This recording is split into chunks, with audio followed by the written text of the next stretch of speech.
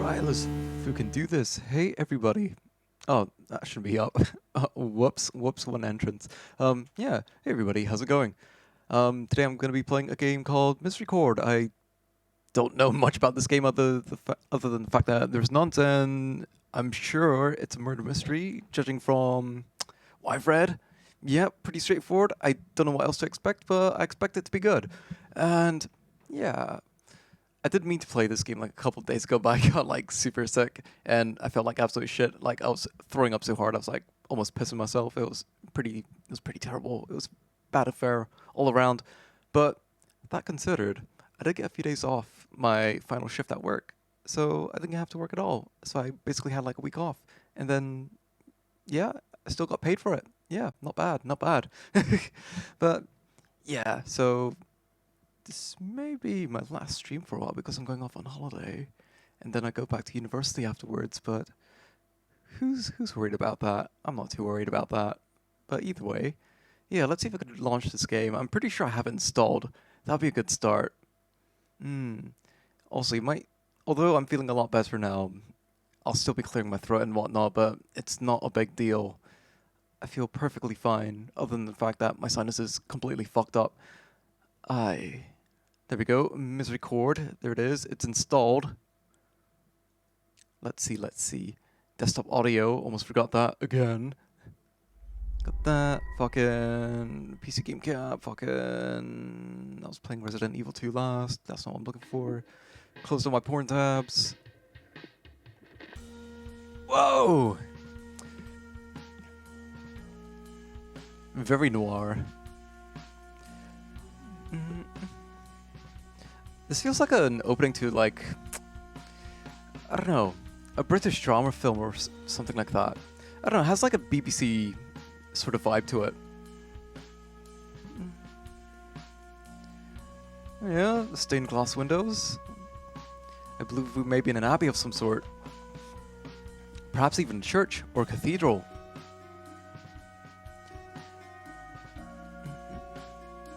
Yep, that's a lot of rocks.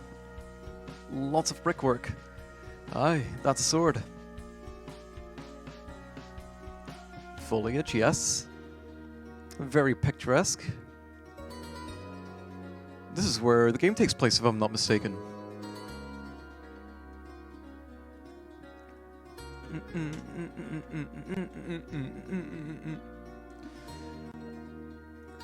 Trying to see if I recognize the architecture or whatnot.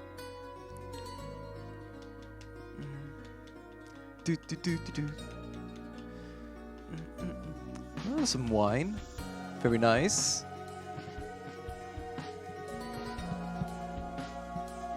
Yeah, I didn't actually watch the intro this far, to be honest. Oh my god, why does she have a sword in her head? She must have a wicked headache.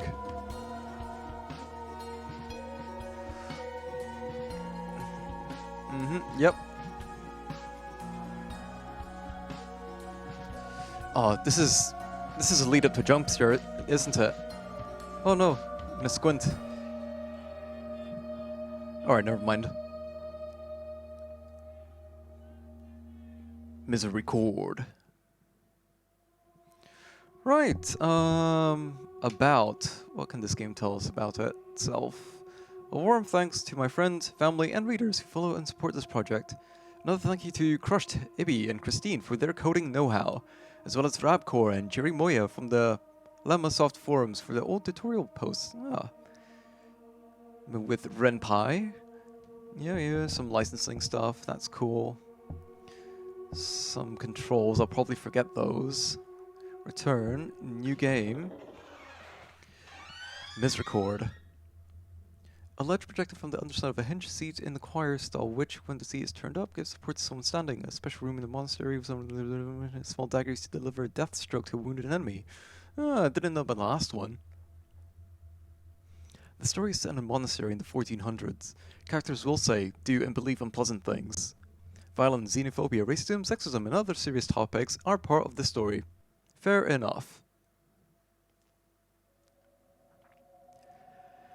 It was a dreadful summer's night.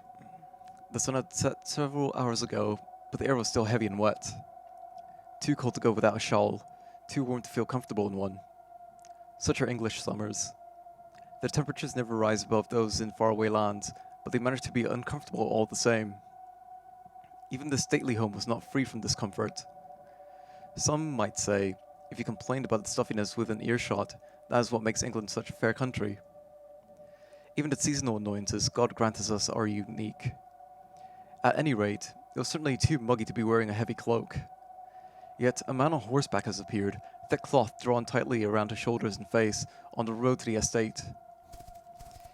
He brought his horse from a gallop to a saunter as soon as he saw candlelight in the windows ahead. Coming to a stop, he tied his horse to a post and hurried to the front door of the estate to request entry. A servant called out to the man from behind the door he was pounding upon. "Go away! By God, go away! Is the master of the house home? It is absolutely imperative I speak with him." "I cannot answer, even if I desired, sir. I must ask you to leave, lest I send a rider to call for the guard. I can see candlelight in his window. I know the master is home." "Aye. Even if he was, this is an absolutely criminal time to be making house calls, sir. I must ask again, politely, for you to leave. Tell him a friend is outside waiting for him. A very good friend indeed. Sir." Whispers could be heard behind the door. The servant had been approached by someone else inside the house, and they were conferring in hushed tones. After a moment, the door was unlatched and swung open to invite the cloaked man inside. The young page was standing just beyond the threshold. He looked concerned.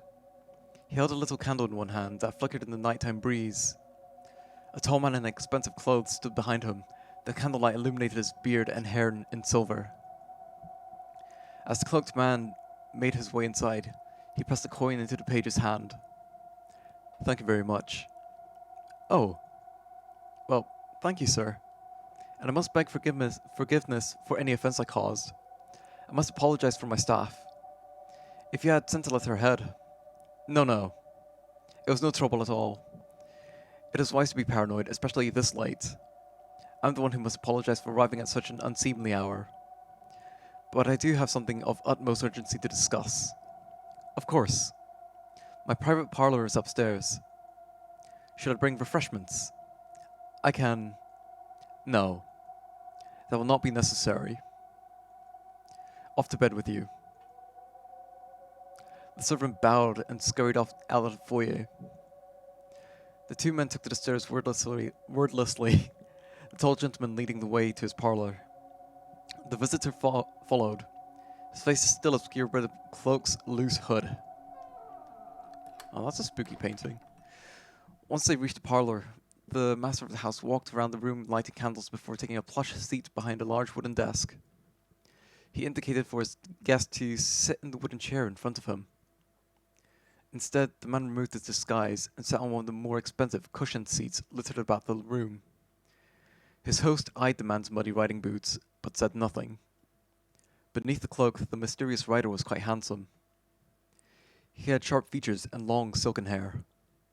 He was quite a bit shorter than the master of the house, but he carried himself in such a confident manner that it did not matter.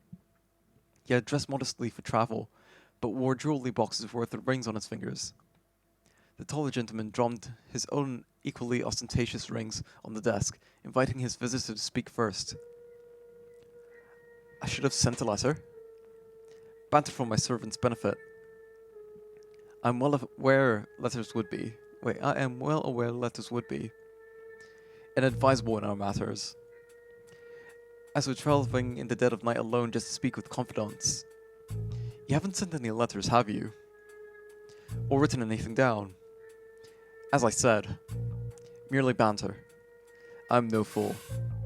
Good. The long-haired man appeared satisfied and leaned forward in the chair with a smirk. Not that anything we had discussed is untoward. Never. But it pays to be cautious. You're quite correct. Must you agree with everything I say in this manner? As long as you say things that are agreeable, I'm afraid I have no choice. The younger man pulled his smirk even further around his thin face. To business then. Indeed. I bring ill tidings, I'm afraid. The heroic capture of Berwick early on in the The heroic capture of Berwick early on in the proceedings aside, the Scottish campaign is going quite terribly, but the king is still alive. Not that I expect him to dare lead a siege himself. He bears no wounds aside from his pride. We're hoping a stray arrow might catch him on horseback. I've said nothing of the sort. I would not worry. I can tell you with confidence that this excursion into Scotland has been as disastrous at home as it had been abroad. The general sentiment in the court has become somewhat mutinous. That is good news. Although sentiment means very little until it inspires action. I should not be surprised if action is taken eventually. Eventually. Sooner rather than later, that would be my honest bet. The king's habits make him a plush target. I dare say nature might take its course before any one plot comes together. Plots. How very interesting. Have you caught wind of any good ones? No. But there is a wide window of opportunity for others to act. I would quite comfortably place money on the king's passing in months. Don't know why I said that weird. The young man nodded. His wily smirk disappeared as he furrowed his brow, deep in thought. You're leaving up a lot to luck. Our hands stay clean, but I'm not sure if I trust chance with the future of the country. Even the most careful politicking gives way to chance. I know you must be tired of watching. Waiting. I am. You yourself said that the court is restless. How many other plans are in the middle of being concocted? Every morning, as I get dressed, I wonder, who is ahead of me? Who knows something I did not? What if today is the day that someone else finds the will to act, and I lose my opportunity forever? Nobody else has the will to act. Right, I'm reading things properly, I'm just making sure. That much I do know. Perhaps there are countries who know something we do not. Perhaps there are plans, whispered in rooms like these, that are more conclusive. But there is nobody else out there with our will, your will. I would like to believe that. Irregardless, we are acting. We are observing the board while others play. While the time comes, we will know more than anyone. All the better if something else happened to catch everyone off guard. There are too many things moving on their own to attempt to control anything just yet. And if we can nudge just the right pieces in just the right direction without anyone noticing, we may well get exactly what we want without having to do anything. The younger man nodded thoughtfully. He leaned back in a soft velvet seat and crossed his legs. In appearance, he was much more relaxed than a moment ago. However, when he spoke again, it was with surprising venom. What do you want? Why? The same as you, of course. England has a jester for a king. His mistakes must be rectified. So this is about justice for you. It is about course correction. Do you doubt me? I know you're cautious, paranoid, but you must be able to put your faith in someone, and I assure you that is me. But what do you want? I don't understand. It's a rather simple question. It's nonsense. What do you want? On the same thing you do. I want to kill the bloody king of England. The young man grinned wickedly. My God, man. You just buckled after 2 questions. Because I wish to answer you truthfully. If anyone else ever inquires, I can assure you. The visitor appeared relaxed once more, and waved his hand to swat away his host's excuses. I hope you'll do better than that if anyone truly presses you. I shall endeavour to keep it secret, as I have until now, and as I always shall. While we are on the subject of security, we know the king is poised to be acted against, but it Is there not a chance certain undesirable elements might be the ones to act? Are we prepared to deal with them? Lancaster loyalists? Yes. It would be a bit of a headache if they beat us to the punch, would it not? Surely those whispers haven't dissipated entirely. It is certainly wise to keep an eye on them. Matters of succession never settle. He gestured around the room. He gestured around the room the two were conspiring in. As we are clearly both aware, the younger man put his head in his hands and sighed theatrically. God almighty, I would have thought Scotland was enough to deal on its own. Speaking of lineage, however, his son, that matter is being attended to, I assure you. So certain you are. I thought we were avoiding getting involved directly. Yeah. We are. However, I've discovered a piece that can be nudged. We are not seated at the chess game. But we can influence a player. Yes. You've already used that one. Very well. There is nothing too grim you're referring to, I trust. Not at all. A matter of paperwork. Nothing more, nothing less. However, you mentioned security. I wanted to propose something to you. Through my various connections, I am owed many favors, and I'm owed one in particular that might be useful. Should you ever need a place to lay low? Why should I need to lay low? You should never need to. But as you say, it pays to be paranoid. The master of the house took a roll of parchment out from his desk and spread it across the desk in front of him. His visitor finally rose from the plush seat and strolled over to join in. The map was messy, ugly, perhaps poorly copied.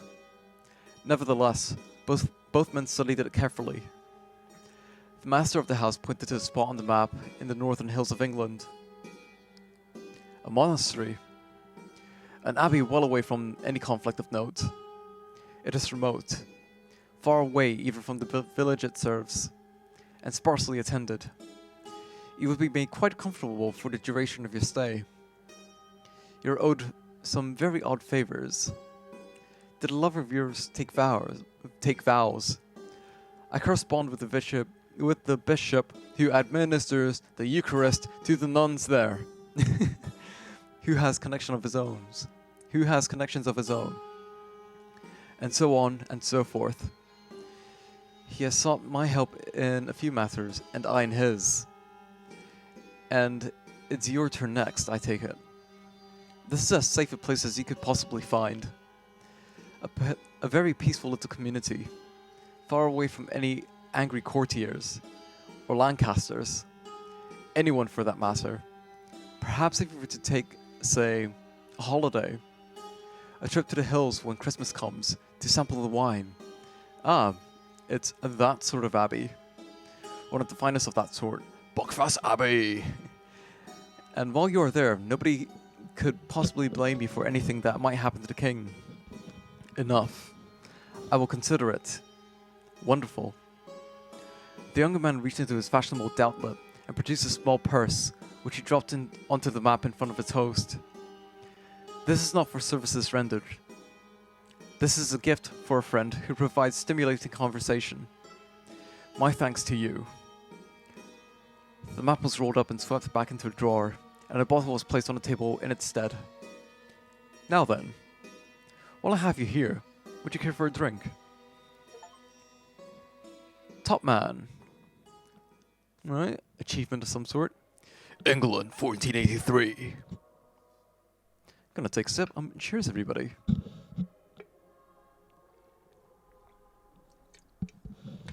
God, reading is hard work. Holy shit. Oh, hello there. You thought to come and keep me company. I'm flattered. But I do not need your sympathy. Everyone gets lonely. My situation is not unique. No matter how many people they surround themselves with, no matter how sociable they are in their day-to-day, everyone has an emptiness inside them that cannot be filled. We are insatiable. To know someone is to demand more and more of them. More laughter, more nods as we pass each other in the hallway. More shoulders to cry on, more promises to keep. Once you've tasted companionship, it's impossible not to yearn for it constantly. To strip little pieces away from people like a carrion bird. I'm better off in here, without that hunger, that temptation. I may be locked in a little cell all by myself, but you needn't waste your time with me. Or is it that you're lonely too? And perhaps you'd like me to change the subject to something a bit less melancholy. That is a shame. I must apologize.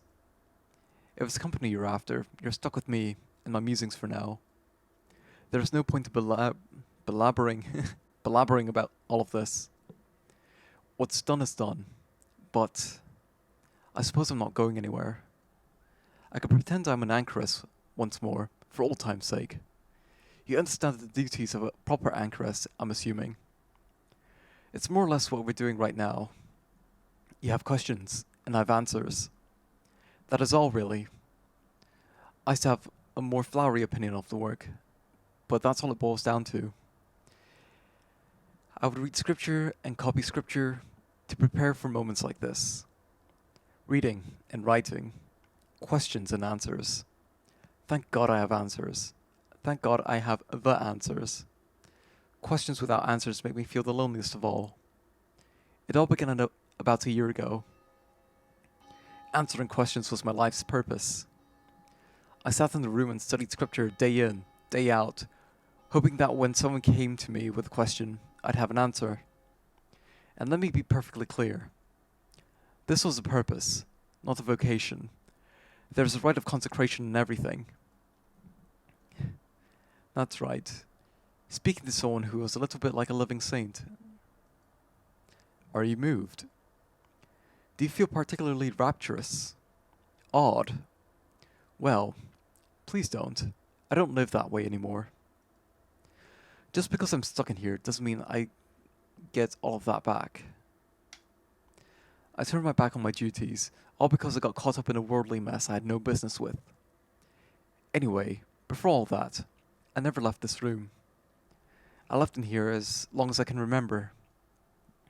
Meals delivered every day through the squint. The Eucharist performed by the visiting bishop through the squint. Laundry passed back and forth through the squint. My apologies. The hagioscope is the proper term. It's what we're talking through right now. I don't mean to be dramatic, but I always assumed I'd die in here.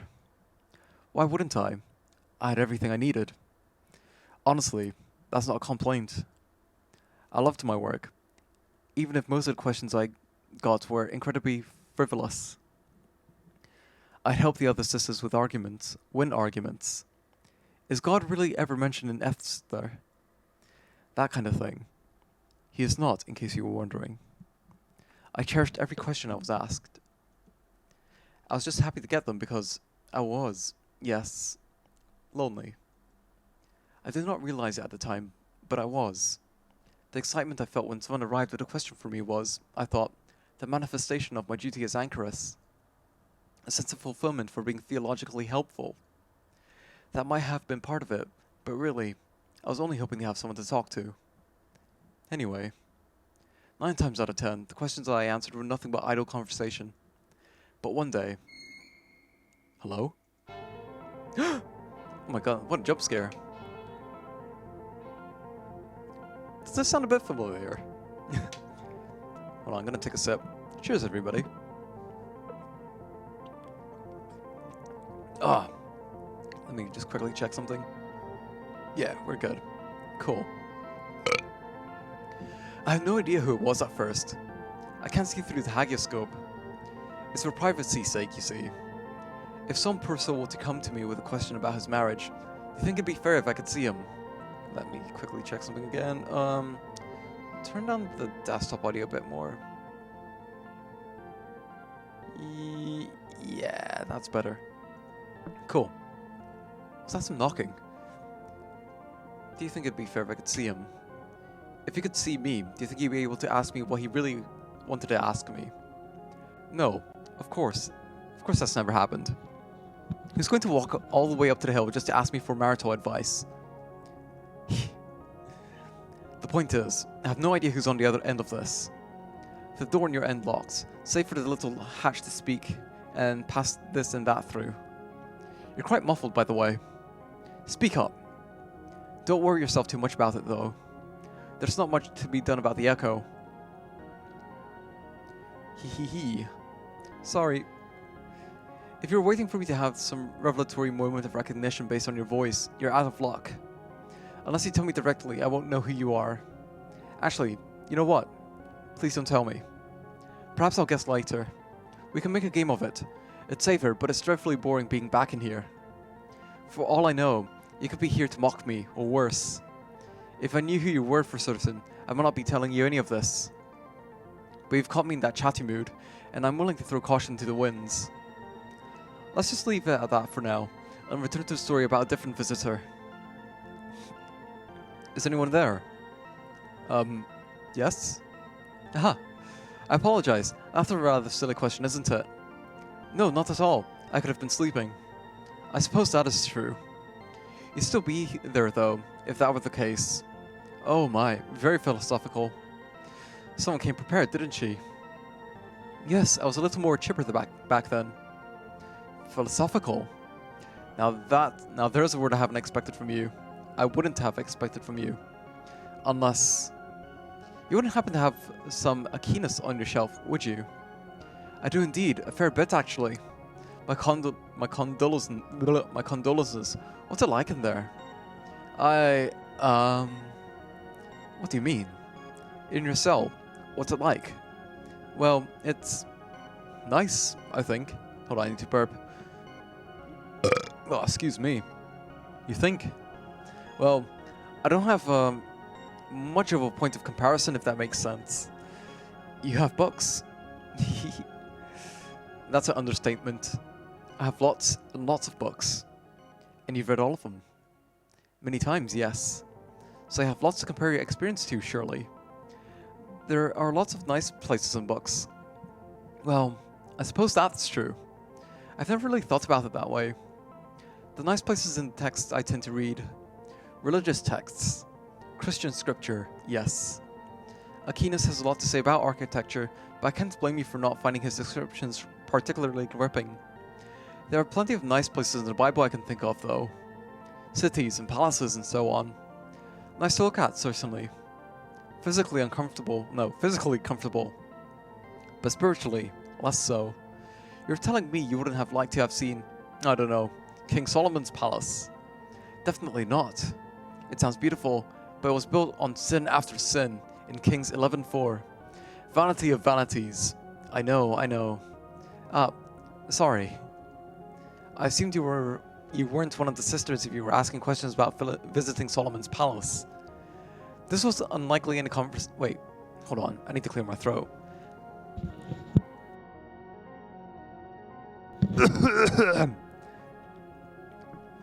This was unlike any conversation I had previously. It was so casual, yet so exhaustive. Or, to put it another way, the words themselves weren't detailed, but it was a conversation only people enamored with little details could have. Relaxed, but practiced. After a while, she thanked me and left. Then she started showing up regularly. I don't remember every last thing we talked about. Usually she would ask one or two questions and things tumbled forwards from that point. We would chat about scriptural specifics, argue lightly over minor interpretations of the Bible, and even talk about the finer points of translating Hebrew and Greek into Latin. It was the first time I had ever felt challenged by a visitor. My Greek is terrible, and my Hebrew is non-existent, I must admit. We didn't always agree, in fact. I'd hazard a guess that we mostly didn't, but it never felt contentious. We were like expert swordsmen, having rigorous sparring sessions. In fact, I did bring that up once or twice. Isn't it funny that the Bible refers to so many soldiers as comely? Why is that funny? Well, you know, a man wrote it. I don't know what you're implying. Yes, you do. And I don't think that's appropriate. What isn't appropriate? No, really. All I'm saying is that it's nice of Samuel to call soldiers comely. Oh, really? You are terrible. It's simply a descriptive embellishment for the reader. Oh, conversation detailing sim 2023. It certainly is. Hold on. Let me just move the window a bit. So it isn't. Not a single error. Not a single lie. That's not really a lie, though, is it? It puts a picture in your mind. The soldier's attractive. Doesn't something immediately spring into your head? Something does, that's for certain. Oh, stop. Do you imagine handsome soldiers very often? You sound experienced. This is... This is what? Anyway, it might not have been Samuel. That's true. It could have been Nathan. Or Gad. Do you think one of them snuck into the house and added comely to some of the descriptions while Samuel was sleeping? Some kind of prank. Some prank that would get someone killed. We're just having some fun. Does that seem right to you, though? No. I feel horrible having joked about it, to tell you the truth. I'm all on edge. No, I mean... Does it seem right that a man would probably be stoned to death for, let's suppose, calling another man handsome? Well, that's just not true. Samuel wrote it, and wasn't stoned for it. Samuel gets away with it because it's scripture. People hear it and go, ah, well, the Bible is inerrant, so the soldier was handsome. If two Israelite soldiers met and one said, my, you're handsome, he'd certainly get a slap across his face. Is that what you do? To a man who called me comely? To a woman? If anyone called me comely, I'd likely just be confused. Oh, come now, don't give me that. Self-deprecating humor gives me the shivers. It's a coward's way of asking for praise. It kind of is. No, I'm not very attractive. So if someone called me comely, I know they were a liar. I do wish you could see me rolling my eyes right now. You kept nothing from me behaving like this. I had no idea what her game was.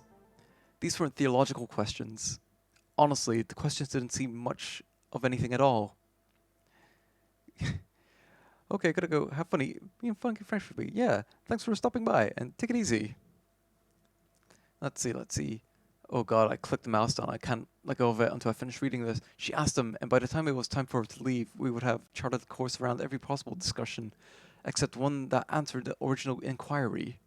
I didn't mind, but I didn't understand either. I still don't. How long have you been stuck in here? As long as I can remember. I don't think I'm stuck, though. I serve the Lord and serve solitude.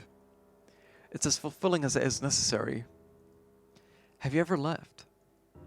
I should think not. Never? Absolutely not. Well, I thought you might leave for meals occasionally. Not at all. My meals are given to me through that little door you're behind. Communion as well, when the bishop comes around. How do you use the privy? How do you shit, woman? I have a chamber pot. It gets taken away when my meals are delivered. Goodness me. It must be rather small to fit through here. And let me grab this straight. You swap your... Do not talk about this.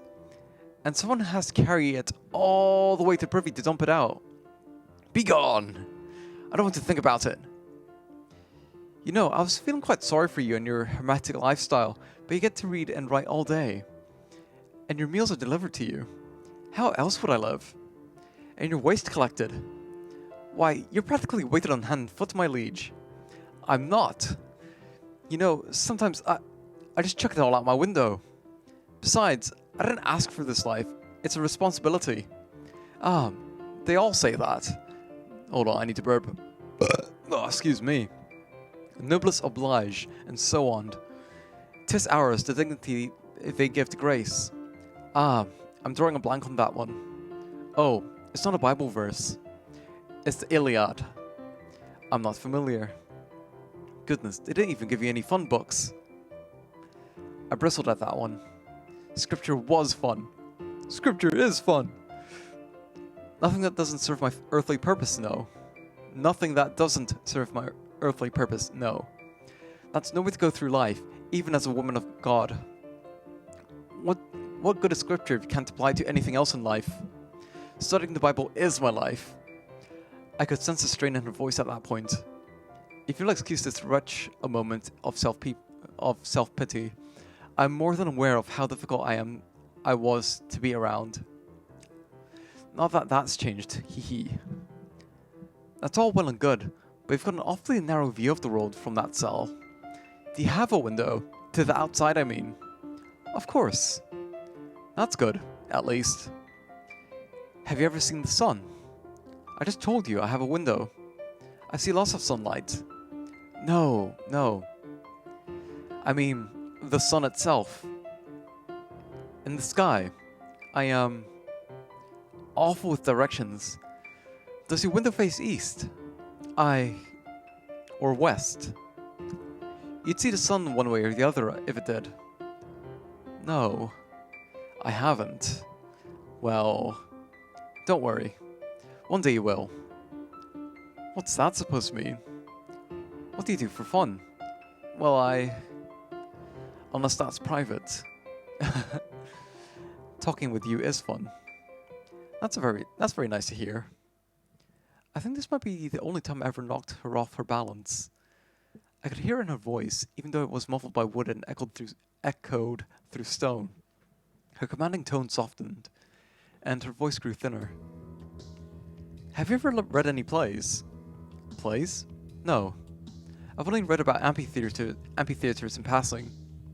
But you understand the concept, surely. It's very Roman. Greek, but yes. People dressing up and performing. I'm not sure how to feel about it. It feels a little dangerous. Spiritually, I mean. Well, if it makes you feel any better. A lot of plays since ancient Greek times have been about the Bible. That's nice, I suppose. Ooh, careful. Don't let His Holiness Innocent III hear you say that. Is that bad? What did he just trick me into saying? I wouldn't worry about it. He's been dead for, 300 years? I'm sure Sixtus wouldn't mind. He's much kinder to the theatre. That wasn't funny. It's like you're goading me into blaspheming. I'm sorry, I sort of assumed you would know who the Pope is. I receive very little news in here. If it isn't a matter of complete catastrophe, I probably won't hear about it. As long as the Pope is the Pope and the nation is still part of the Church, news is not exactly material to me. What nation are we in? England. Do you know what year it is? 1482. Come now. What do you take me for? What month is it? Oh dear. I mean, that's not too relevant to me. Mostly I just look outside to tell what season it is. I got a special meal on Christmas. That much I know. I brought it to you last year. How often have you visited me now? I'll never tell. Have it your way. What month is it though? October. Samhain, or Samhain, to be specific. Ooh. Oh, stop. Has anyone ever pulled any mischief night pranks on you? Mercifully, not to my knowledge. I get plenty of mischief from you, though. Fair play. Listen, I need to move on, but I'll bring you a play to read next time. I know, just the one. I know I can trust you with handling a book with care at the very least. Alright, I'd like that, I think. Can I ask you something? Of course. Would it be alright if I opened this? The squint? No. I'm really sorry. Is that another rule? It is, but I earnestly cannot. It locks from that side. I can't open it myself. It needs the key. Of all the luck. I should have thought of that last Christmas. And really, I'm not meant to look through. Of course. You're a very good rule follower too. Then again, if you were to bring me a book, I suppose you'd have to open it, wouldn't you? I wouldn't be able to do much about it if you saw me taking the book, would I? That is true. That sounds like a good idea to me in that case. Alright then. Promise you'll read it. Yeah? Of course. Lovely. I can't wait to discuss it with you. That's the important part of reading, scripture included. Don't ever forget that. I, uh... I'll try not to. There's a good girl. Anyway, goodbye for now. I'm late for Vespers. Goodbye. Bye-bye. Oh, what a nice, mysterious voice that was. Hold on, I'm still eating some pesto pasta here. I'm kind of peckish. Give me a second.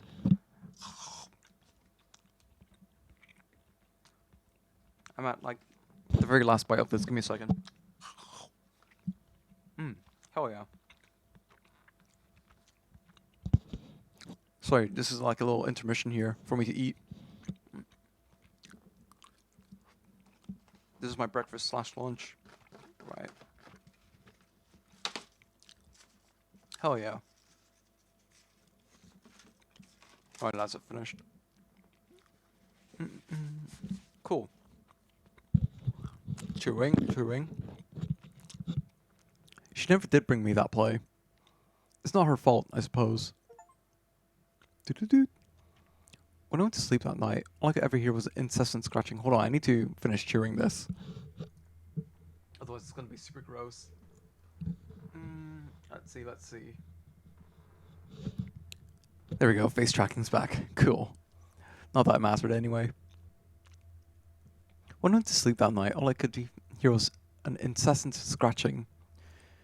I should have known that the devil wanted me. He had been trying to claw his way into my soul my whole life. An elaborate plan to get to me was taking shape. Scratch. It echoed down the hall, and throughout my cell for what seemed like hours. Shaving away at the walls, breaking down the barrier that has kept me safe in here for God knows how many years. Inside my head, I dreamed that I was trapped in a small box, pounding and beating against the lid. I should have known.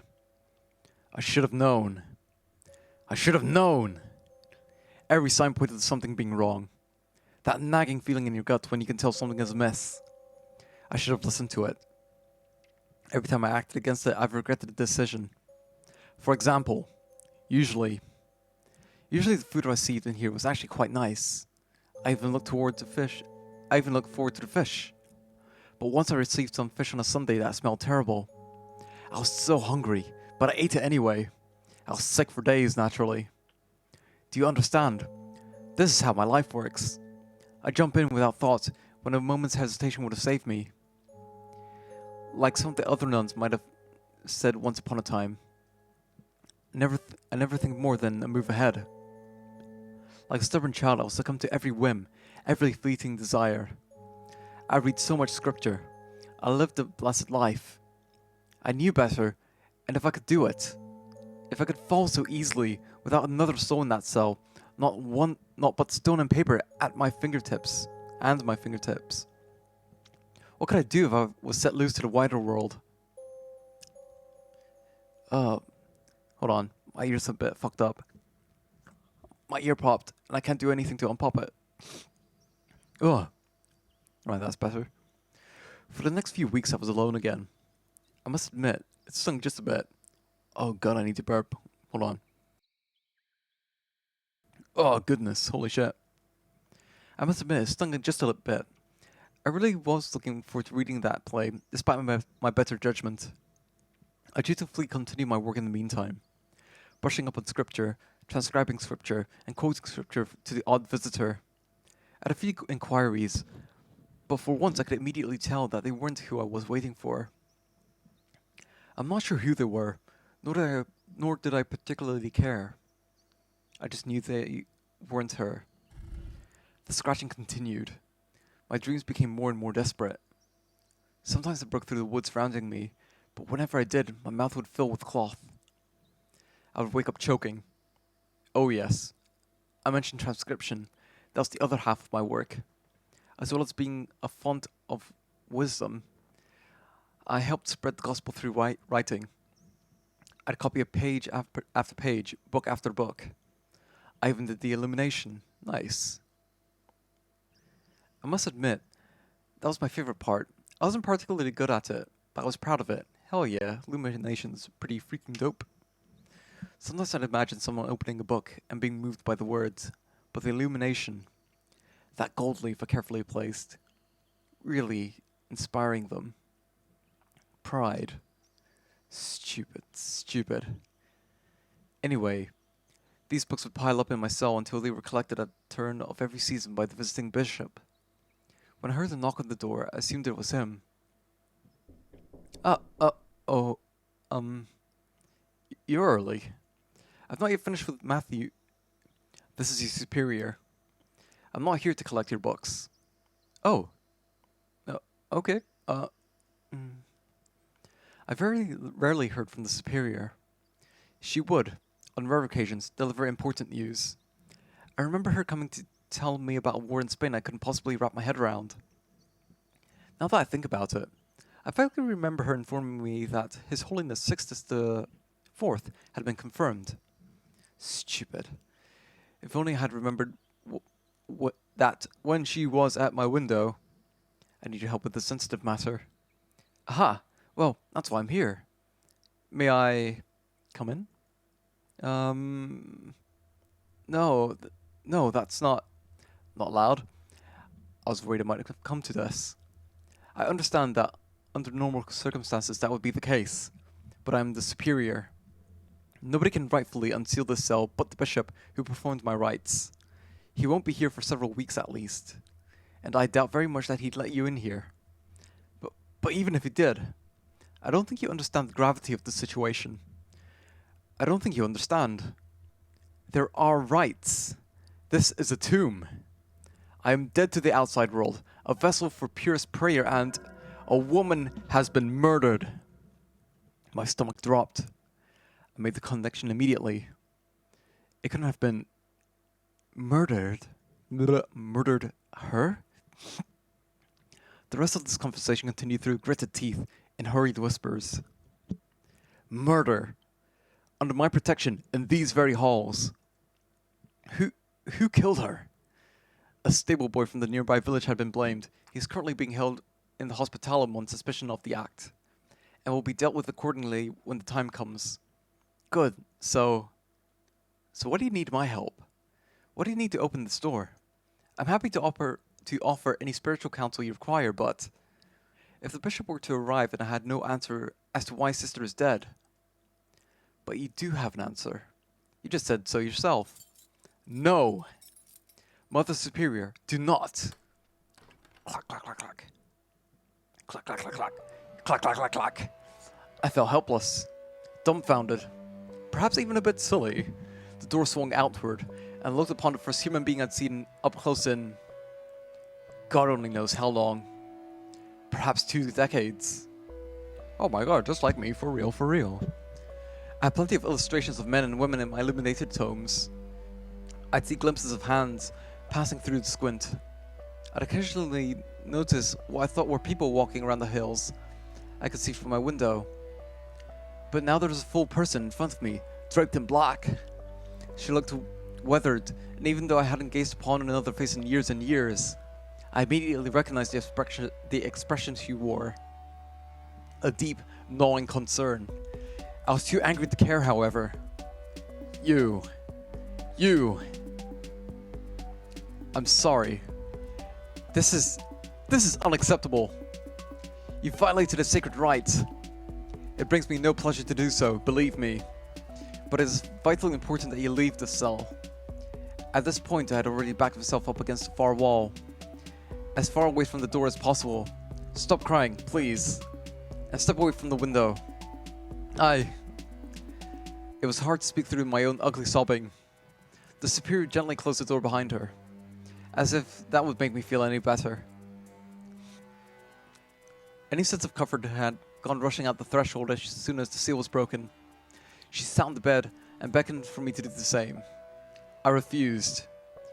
As he said, I do have an answer for the bishop whenever he arrives, but I'm not certain it's the right one.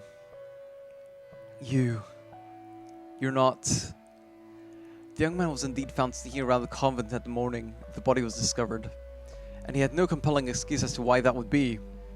But something just doesn't feel right. Everyone agrees it was him. You're not making any sense. Everyone agrees it was him, so that's just it. That's a little odd, don't you think? Every last sister here immediately in agreement that a stable hand, a complete outsider, was responsible. A little convenient, no. I'm earnestly not sure what you're suggesting. Why would they lie? What reason would you have not to trust them? And then she laughed. A single bitter, hollow wheeze of a laugh. Your being kept in here has made you more naive than I thought. You will learn, I suppose. I very much doubt that. If you think I'm about to throw away life's work, your sealed cell is exactly why I need your help. You are now the single person I can completely trust in this abbey. Every other sister more or less has had a free run of the place, except for you. I need you to join the congregation, to investigate my hunch that something is amiss. You're asking me to spy on people. How dare you? How dare you break into my cell and demand this of me? I won't have it. Please, can you not feel it? There is something wrong in this place. Very wrong. Deep in the walls. I tried to ignore it. Tamp it down for so long. And now this. Someone's died, my child. I should have done more to protect her. I could have watched closer. I could have not given up whenever I felt that creeping dread. There is something dark at work here, and I've worked too long and too hard to let a mystery like this bury my abbey's reputation for good. This is my penance. You can help me right a grievous wrong. I don't want to send a potentially innocent young man to die. Catherine wouldn't have wanted that. Catherine. That was her name then. The woman who had come in to talk to me so many times. Catherine. It felt like I'd learned the shape of the thing that had shattered, and all of a sudden I felt obligated to help put it back together. Alright. She had been deep in thought as I chewed things over. I said, alright. I will help. Good. Good. Tomorrow you will join the regular congregation. I will make sure the other sisters bring you up to speed on the proceedings so you can become one of them as soon as possible. I'm sure I don't need to emphasize this, but just to be clear, you are not to be let on what it is you are doing. Or to be obvious.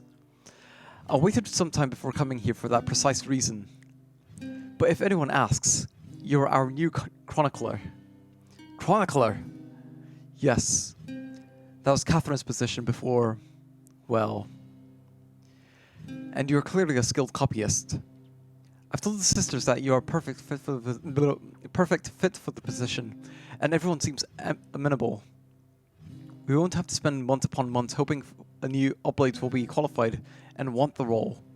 And none of the others wanted to be the new chronicler. No, they did not. She stood up and strode towards the door, keys in hand. Tomorrow then. I'll send Catherine to escort you to the morning service. But a small flicker of realization played over her face, and she offered a weak smile. With a K. The Catherine we lost with the sea. Was with the sea. Ah. She stood on the threshold, her apologetic smile wavering. Well, tomorrow. Dun dun dun! All I could do was cry. I'd been locked in here for my whole life, and now I was being told to leave my legacy behind. I've been comfortable here, happy with humble servitude, dead to the world, but never to myself, peacefully unaware of anything outside the walls of my cell. I had no need to care about trivial, fleeting matters. My life was God's. I was angry at the Superior for breaking down the barrier and tainting my meticulously organized little world. But I was angry at whoever who had taken these conversations from me. Whoever had taken that play from me. So that's what I chose to focus on. How I chose to interpret events. Stupid. Interpretation was never how I was taught to process scripture. But I ignored the fact that the Superior was the one who had stepped through the door in lieu of the desire to seek some nebulous form of justice. I took my evening meal from the squint without a word. My head felt like it had been filled with smoke. My eyes watered at the sensation. and I became more aware of my palms than I'd ever been before. I couldn't have kept wiping. Wait. I couldn't keep from wiping them against my thigh incessantly, fidgeting before each page turned, and as I struggled to find some piece of comfort in one of my books. I couldn't find one. Pathetic, wasn't I?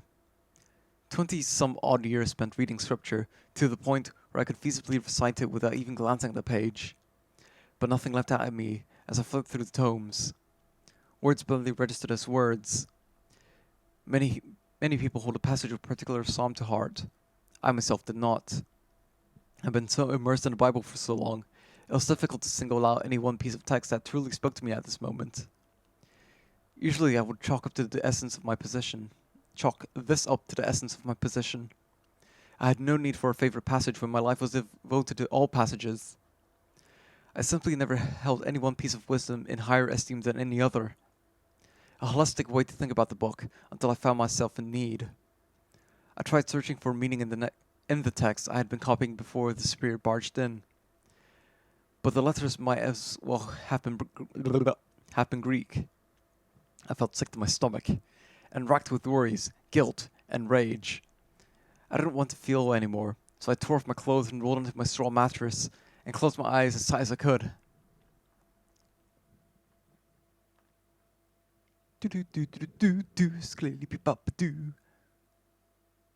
Let's see.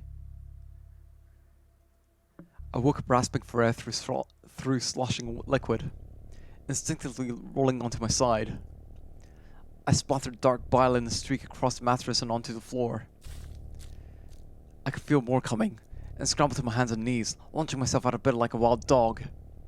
I tried standing but couldn't. Oh my god, is this an oven break? I heaved more of the vile liquid onto the stone floor with a horrible gurgle. Weakly, I pulled myself up using the chair that served the writing desk across from the bed. But not before retching again. Streaks of bile flew across the copy of Matthew I had been transcribing, still open to the reading desk. On the reading desk. I groaned and launched myself from the chair towards the window, hoping to be able to get the rest of this foul substance I could still feel bubbling away in my throat outside. Skip these nasty details? No, I don't think so. I spent years listening to everything others had to say, and I must admit, I'm very much enjoying having someone listen to me. You'll permit me this relatively small indulgence. Besides, I lived it, and you're just hearing the story. I'm sure you can manage. Hee hee. I flung open the wooden window cover just in time to heave the last of that toxic bile into the dusk. I leaned my head out for a few moments. That was me a few days ago. I could hear the faint splash of the stuff as it hit the grass below. I panted for a bit, attempting to regain my composure. Eventually, I was able to stop wheezing and breathe somewhat normally. You're familiar with the concept of humors, yes? The four elements reside within our bodies, manifested as various fluids. Oh, don't sound so incredulous. I learned a little bit about the world before I took the oath to be an anchoress. Hee hee. The four humors are elements that make up our earthly selves. The balance is very delicate, as I understand. So delicate that practically nobody is perfectly balanced. Blood is one of the humors, and determines our sanguinity. Yellow bile is a little nasty. People with a lot of yellow in their system are short-tempered, aggressive. Some would say confident, but I'd say a little cruel. There's phlegm too. It naturally generates in old age, but many younger people have excess of it as well. You can tell because they're very wise, calm, and reserved. I wouldn't mind having an excess of phlegm, honestly. As funny as the word is to say. Sadly, I'm full of black bile instead. Does that surprise you? I'm joking. Of course it wouldn't surprise you. Black bile determines how melancholic you are. That night, after a whirlwind of horrible news and negative thoughts, I was simply overloaded with black bile. My poor little body couldn't handle it, and it had to expel some. I suppose I've always had quite a bit of black bile, now that I think of it. My hair is black, which is a common sign that someone is full of this stuff. I had never felt particularly melancholy until that night, however. Being shut away from worldly influences has spared me from ever allowing my humoric balance to colour my emotions. There was no going back after that, sadly. Anyway, shakily, I managed to stand up straight again. I hobbled back to the bed and rummaged around underneath it to find the brush I had been given years ago to clean up the occasional ink spill or dropped supper plate. Along with the small pail I had for washing, it would have to make do for scrubbing up the horrid mess I'd made. This had its own faucet, mercifully. Oh my god, faucets, back then. Which dribbled lukewarm water into the bucket I had with trembling hands. It took far longer than I had hoped to erase any trace of bile from the flagstone. By the time I finished, my hands and my knees and back ached. I should have at least rolled up my habit to provide some cushion for my knees, but I wasn't thinking straight. Oh. I was in so much dull pain by the time that I stood up that I noticed the dirty book sitting on the window on the writing desk was not just something I could handle. I'm not proud to admit that I practically tore the damn thing from its plinth and stomped over to the window, still nude as anything, to hurl it into the night sky. I must have looked like some crazy Olympian discus thrower. Whew. I regretted it instantly. Not only was it a childish thing to do, but I swear I saw someone looking up at me. Oh, spooky. I scurried away from the window as fast as I could. I flung myself into bed, with my face buried into my pillow. In my pillow. I scrunched my eyes closed. I could feel... hold on. Oh, excuse me. I could feel what felt like a spike being driven through my head. And I was painfully aware of every bone in my body. I ached, I wailed, and I despaired. And then finally, sleep. Oh yes, me. I'm gonna take a sip. Cheers, everybody.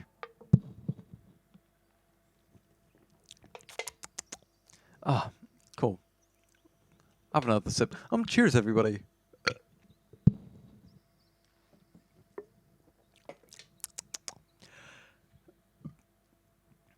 The next morning, I woke up feeling worse than if I hadn't slept at all. The aches may have subsided somewhat, but pain that had afflicted my head had merely reduced to a low-level buzz that made every thought take twice as long to finish. I meekly slid out of bed and attempted to wash myself with water from the bucket.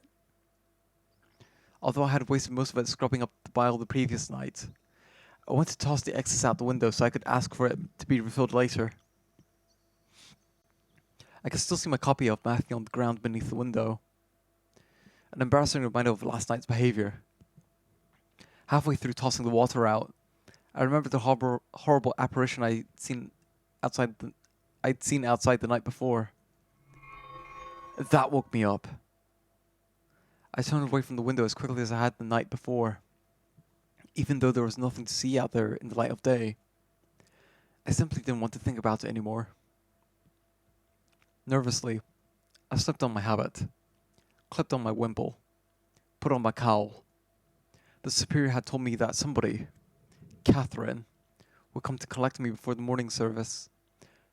Morning service. Ah, I'd forgotten matins. Are you decent in there? Yes. Good. Just a moment. God, which key was it? Well, look at you. She immediately reached out and yanked at my cowl, adjusting it to suit her liking. You look awful. This won't do. Superior would have had my head. I looked up at her, bewildered. Sorry, poor taste. She licked her thumb before pressing it against my forehead and tucking unruly cowl-like under my wimple. I bristled instinctively and pulled away. I was not particularly pleased that my first physical contact in over 20 years was this. Woman rubbing a wet digit across my temple. Hey! I'm just trying to make you presentable. For heaven's sake, I was busy all night and still managed to look my best today. She grabbed my cheeks and peered into my eyes, looking simultaneously deep in thought and maddeningly aloof. After humming and hawing for a moment, she licked another finger and tucked in the rest of the hair sticking out from my wimple quite rudely. Then, after squeezing and stretching my cheeks a little, she gave him a light, frosty slap. Apparently satisfied, she clapped me on the shoulders and patted down my robe to straighten it. That'll have to do. You're going to have to work on your face, though.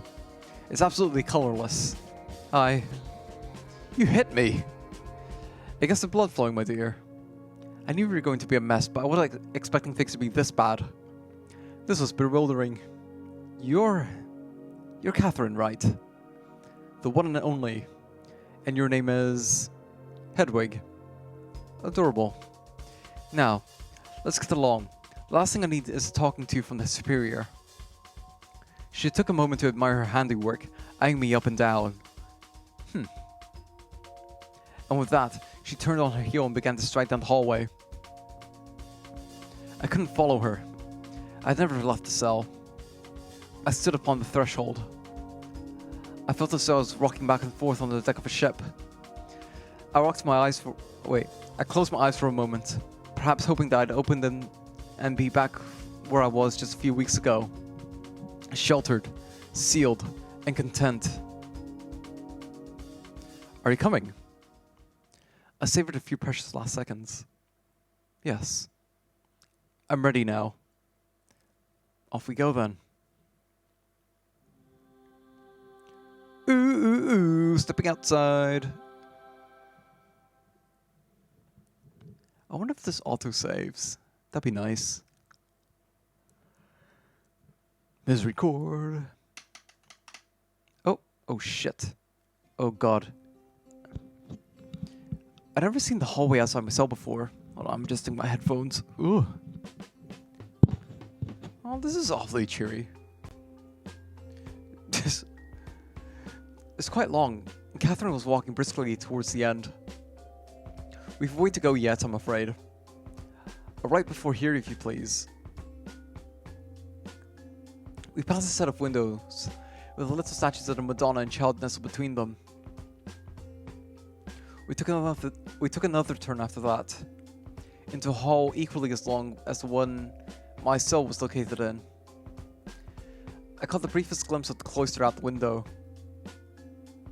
Up ahead are the dorms where the rest of us live. Brr. Oh, excuse me. And the misericord on the right, just before those. Then the door next to that is the library. Left at the stairs just before the dorms. There's a good girl. Oh. My god. I puffed a little. I know how to use the stairs, thank you very much. And stop cursing. That's thrice now I've counted. Go on then. After you. I gingerly put one foot on the first step down. Very good. See? One more. I began to descend the staircase very slowly.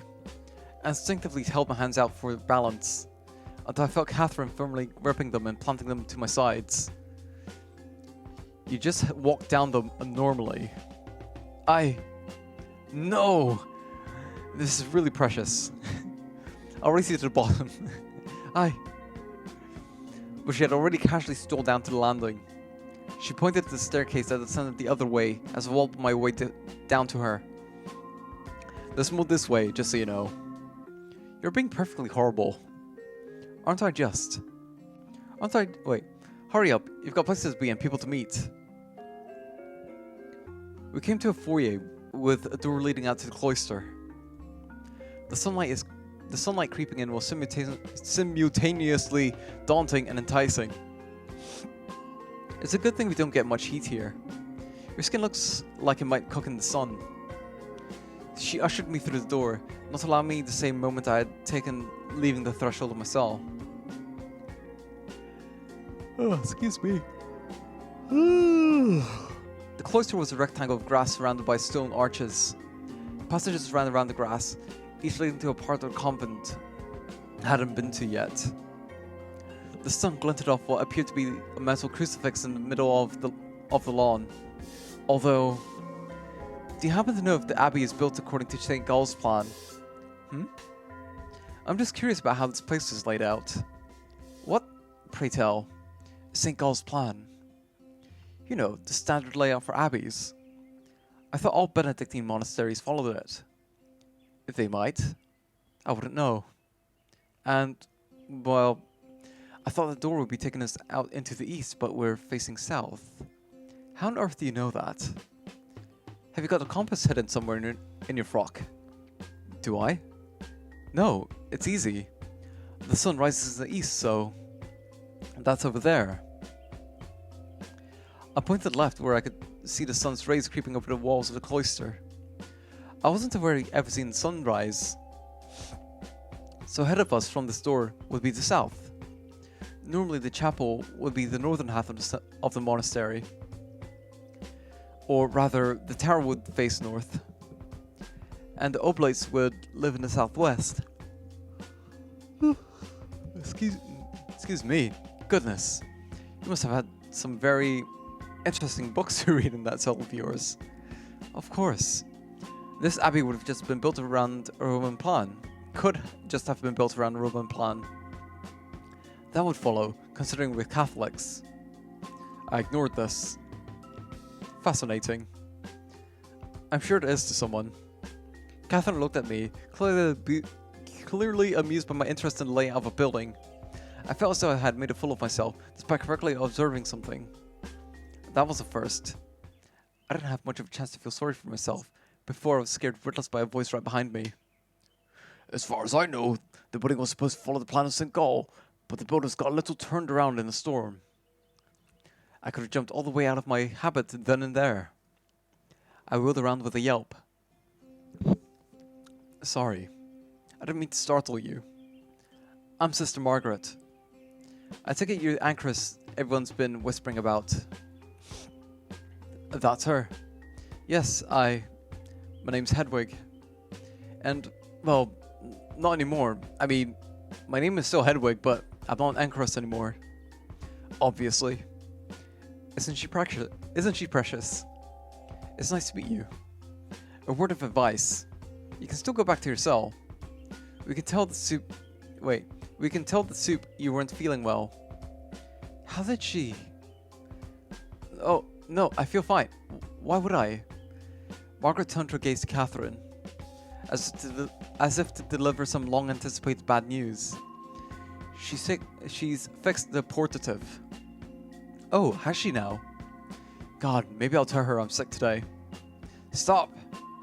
Cursing! And, what's a portative? Margaret made a little wiggling gesture with her fingers. A little organ, which means we'll be singing. More to the point, it means the superior will be singing. I should quite like to hear some liturgical songs, actually. Oh, liturgical, that's a word for it. It'll certainly make you think about God. It'll make you pray for him to smite the damned organ, that's certain. That's what we're going with. Is that what we're going with? I didn't think we decided. We can get our story straight later then. Words belied a mischievous sense of humor that I would never have expected, given her stoic expression. Just as soon as I thought this, however, a little smile crept across her face. Pleasant meeting you. She glided away as silently as she had arrived. Well, hurry up. If we meet any more sisters on the way, we'll never get there. We continued going along the path around the cloister towards the chapel. Two women were huddled close to each other outside the large wooden door. Speaking in hushed tones, Catherine leaned down to whisper in my ear. The mousy one is Eustace. She's quite smart, and a bit bossy. You two should get along swimmingly. The other is Darcy, who, well, Darcy's very special. So that's Eustace, Darcy, Eustace, Darcy. Darcy, are you sure you're going to be able to sit through service without doing anything? You keep giggling, it's very distracting. Probably because of all the stuff I drank before we came here.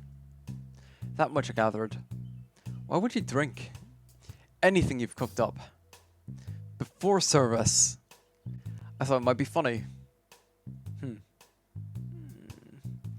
It might be a little funny. And that's right. The pair noticed Catherine and I walking past. Darcy gave me a strange little wave as she wiggled each finger individually. Useless though. She gave me a strange look that I couldn't quite place, but I didn't appreciate. Was I just fresh from my soul and unable to comprehend any expression subtler than Catherine's, or did Eustace seem to dislike me intensely? I planted directly into someone walking past, Eustace and Darcy. In my attempt to keep myself righted, I grabbed a handful of cloak. I tumbled to the floor, nearly dragging the mystery person with me. Thank God I let go on the way down. I looked up at the woman who I collided with and realized something.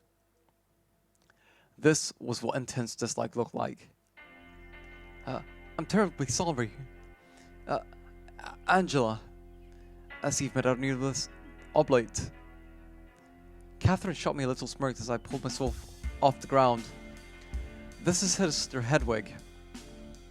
She's still finding her footing, as you can see. I'm really very, very sorry. Oh, wait. It's Hedwig that's saying that. Angela said nothing to me. She simply looks me up and down quickly before turning to Catherine. Your door is still broken. Oh, is it now? You told me you would see to getting it fixed 2 weeks ago.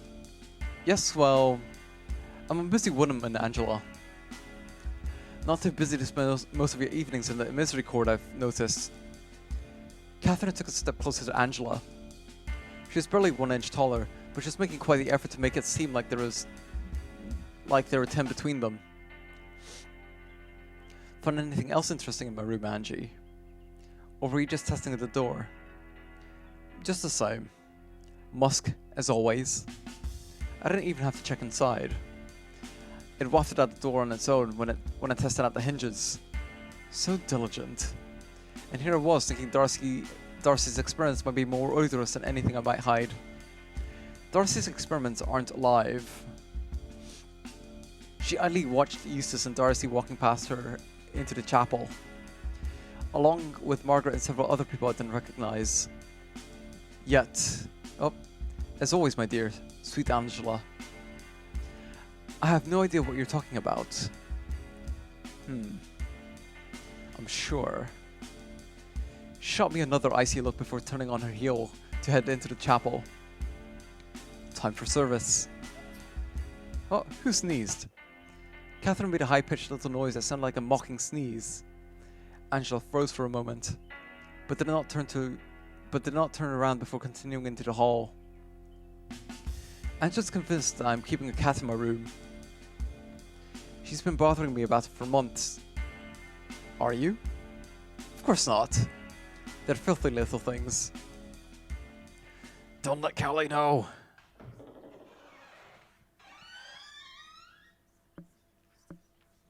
Whisper, whisper, whisper. Nightmare, nightmare, nightmare. Nightmare, nightmare, nightmare. Inside the chapel, everyone was already sitting in pews. All except the survivor. Wait, survivor? Superior. Who I could make out standing at the altar near the back. She did indeed have a small device in front of her that I'd never seen before.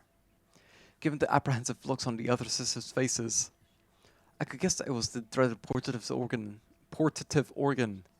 She noticed me walking in with Catherine, and gave me an appreciative little curl on the lip, just barely legible from far away.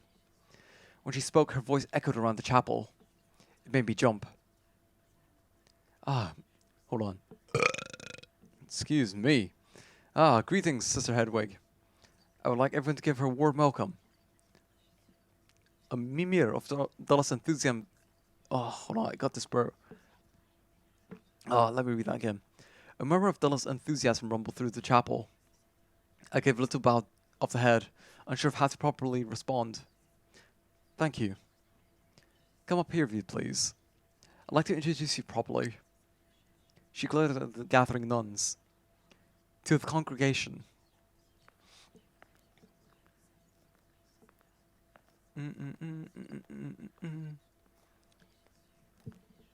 I gingerly stepped forward and walked up to the altar.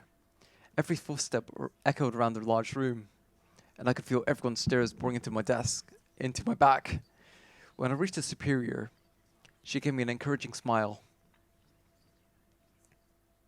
I turned around to face my adoring public, who mostly looked like they wouldn't mind if I were to drop dead in front of them. All save for Darcy. Anyway, he was looking straight past me with a serene expression. Who, her? Hello? There was a collective grunt.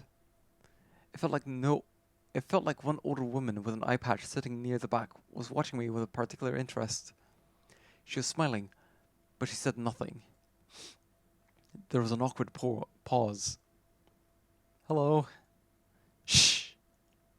Oh, sorry. Darcy stuck a hand out and started waving us silently, before Eustace grabbed it and tucked it back down her side. The superior gave me a little nudge. Well, it's lovely to meet everyone. Or rather, the people I've met so far. Catherine, Margaret, Angela. And I walked past Darcy and Eustace, so we didn't really meet, but you seem very nice. Not that Catherine and Margaret aren't nice. And I also don't mean... I don't mean the rest of you won't be lovely to meet when I can. If you want to. I suppose I'm meeting you all right now. But personally, you know... Oh goodness, that sounds strange. At this point, I wouldn't have minded dropping dead in front of everyone either. But I couldn't stop there. Well, I suppose the best way to get to know people is through prayer. Yes. Not that I've ever prayed with anyone, but that's what I've read. Wherever two or more are gathered, and so on. I've prayed alone many times, though, and really, I suppose I've never actually been alone, because I was here, and there are so many of you here, all along, and you've all been praying as well. So, a lot more than two are gathered here, not just in the chapel. I mean, but in the abbey, generally. Oh, and you've all probably spoken with me before, or maybe not at all. Maybe just some. And I may have offered all of you spiritual advice through the hagioscope before. Not that I can tell who is on the other side of that. By the way, wink, your deepest questions have always been safe with me. So I'll never be able to tell anyone anything embarrassing. Not to imply that anyone has asked me anything embarrassing. And I hope my advice has helped all of you. Or however many of you I ever offered it to. And if you were ever wondering who was giving it to you, it was me. Here I am. For some reason... Oh my god, I can't read. For some reason that eludes me to this day, thought it might be best to end with a little flourish. Ta-da! I'm your new chronicler! Silence. Dreadful. Dreadful silence. Finally, Darcy raised her hand. Yes? What's a hagioscope? It's the funny little window next to her door. You're supposed to talk through it. Oh, right. I bared my teeth in as wise a smile as I could manage to the rest of the sisters. I got no response at all, save for another wave from Darcy and a smirk from Catherine. I looked up at the superior for some sort of guidance, any help at all, and she just smiled at me and pushed my back gently, urging me to head back to the pews.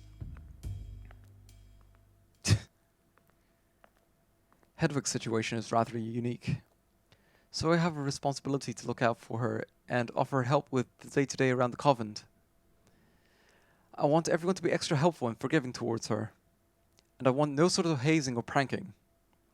By the way, Sister Flora, I'll be speaking with you after Prime concludes today. Whatever. Flora was a young woman with a pimply face then. Not wanting to cause a fuss, I walked past the last occupied pew to sit in an empty row in the back, on the opposite side of the aisle to everyone else. Now, the creed, if you please. And then we will continue with the usual psalmody before concluding with a hymn. And yes, that means singing. And yes, that means all of you, including Catherine the First. Catherine the First? There was an awkward pause before everyone lurched into the Athanasian Creed at the Superior's urging. Qui cumque. Wait. Oh god, I don't know that much Latin. Qui cumque vult salvus esse ante omnia opus est, ut teneat catholicam fidem. Com nisi quisque integrem inviolatam servaverit absque dubio in aeternum peribit. I do recognize aeternum. Fides ultim catholica hes est, ut unum Deum in Trinitate et Trinitatem in unitate venerimur. I mean, nec confundentes personas nec substantiam separantes. Oh god. I mean, if you study like STEM or anything like that, then you kind of learn Latin through osmosis, but this is a different kind of Latin. Atolite portas, principes, vestras, et elevamini. Porte eternes, oh my god, this breakbeat. Porte eternales, et introibit rex gloriae. This is making it intense. I've vomited black bile all over the flagstone floor. Do.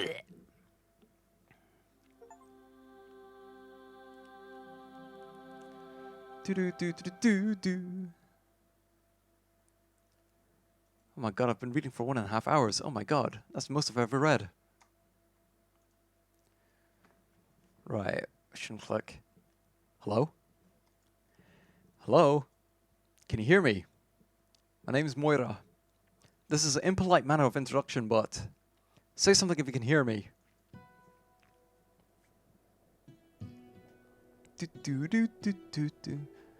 I opened my eyes and groaned.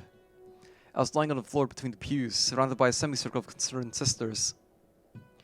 The woman who had been sitting near me, near the front of the pews, was crouched next to me. Her hand was resting on my shoulder to prop me upright slightly. Sorry. Her grim expression melted away as I began to speak. Don't dare apologize. You had us worried half to death here. She spoke in a lilting accent I couldn't quite place. Oh god, I was choking my spit there. The superior pushed through the throng of nuns at the moment, prompting the friendly woman to pop back to a standing height with a little bounce. She's going to be just fine. I just think she's a tad enervated. Just a tad enervated. All of this might have been a bit much for humors, I'm afraid. I see. I did warn her that jumping into things straight away might be too much. I opened my mouth to object to this out and out lie. I opened my mouth to object to this out and out lie, but the superior gave me a piercing look. My silence assured, she turned to the friendly-faced woman. Moira, I'd like you to take her to the dormitory to rest up for a little while, in the room that's been prepared for her. If she's feeling up to it, she can rejoin us for luncheon later. Of course. She leaned down to offer a hand to me, which I took. I staggered back onto my feet, hiding my gaze from the crowd. What a disaster this had been so far. I took a deep breath and caught just a hint of the foul stench of bile. I don't think I've smelt bile before. I heard it's quite nasty and bitter.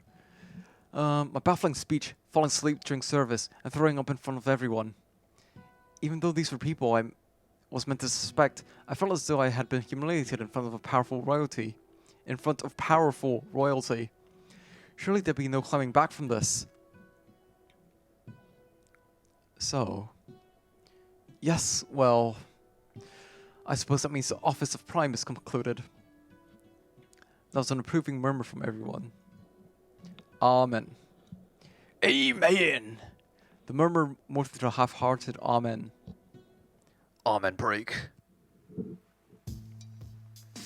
As everyone began to shuffle outside, Moira kindly offered me her shoulder for balance. You better join us for lunch. You barely weigh a thing. It started to rain over the course of service. This is nice. As we passed the threshold of the chapel's side doors back to the cloister, I could see Margaret and Catherine huddled together, talking somewhat conspiratorially. Margaret noticed me and raised her eyebrows, prompting Catherine to turn to face me. Do feel better soon, dear. It's been a pleasure so far. And no hymns. Amen is right, eh? Ah, Sister Margaret. Since we've let it a little early... Since we let it a little early, surely you wouldn't mind cleaning up our newcomer's mess. I believe there's a mop and bucket in the workshop. Yes, soup. And Catherine. I'm sure Margaret will appreciate some help. Yes, of course. Moira tugged on my sleeve gently. Come on then. Let's get you some rest. Motherfucking Moira. We walked back through the cloister and through the doorway where I made a fool of myself in front of Catherine. Everyone always says the monastic life is so simple, but I can imagine it being quite a shock coming from what you're used to. Yes, I suppose so. She squeezed my arm gently. Everyone also says first impressions are everything. But I have a good feeling you'd nail your second one, All I could do was groan. I liked your little speech though. It's not often we get newcomers. Adela was the last one before you, and that was nearly a year ago if I remember right. Adela? Oh goodness, how silly of me. Have we just established you haven't had the chance to meet everyone yet? Poor thing. Lots on my mind. And I was hoping to introduce myself to everyone properly after Prime, but... oh, excuse me. We'll get you rested up, so you can catch up with everyone later, I didn't have the energy to tell her that I had been out to say... Wait. Oh my god, I feel like burping. Oh my god. Ugh. I didn't have the energy to tell her that I had been about to say...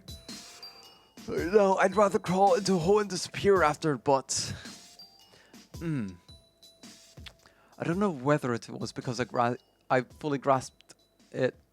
Oh my god, this is reading weird. I don't know whether it was because I'd fully grasped it the first go-round, or if my current state was so weak, generally, that Moira wouldn't have noticed. But I made it up the stairs this direction without comment. Here we are. This is where all of us sleep. Minus the superior, of course. We? Mm-hmm. We made a room up for you we made a room up for you already. She swung open one of the wooden doors. A small, meticulously cleaned dorm room awaited. It had a similar straw mattress on one side, a little window, and an empty bookshelf next to a little reading desk. It was much smaller than the cell I had spent my life in. You could probably fit 2 people in here comfortably for a chat. 3 if one didn't mind sitting on the bed. Well, I suppose you're probably familiar with all that. It's not much. But mostly we just sleep in these. Tugging my arm again. She led me over to the mattress and urged me to sit. You're a white palate still. A nap before lunch should do you some good. What about terce? Or sext? Oh, and I slept through matins last night. Now, don't you dare worry yourself about something as silly as the hours. You're not used to moving and talking and, well... loving so much. You need some rest. But prayer... Oh, for Pete's sake, don't be silly. I'm sure he would understand.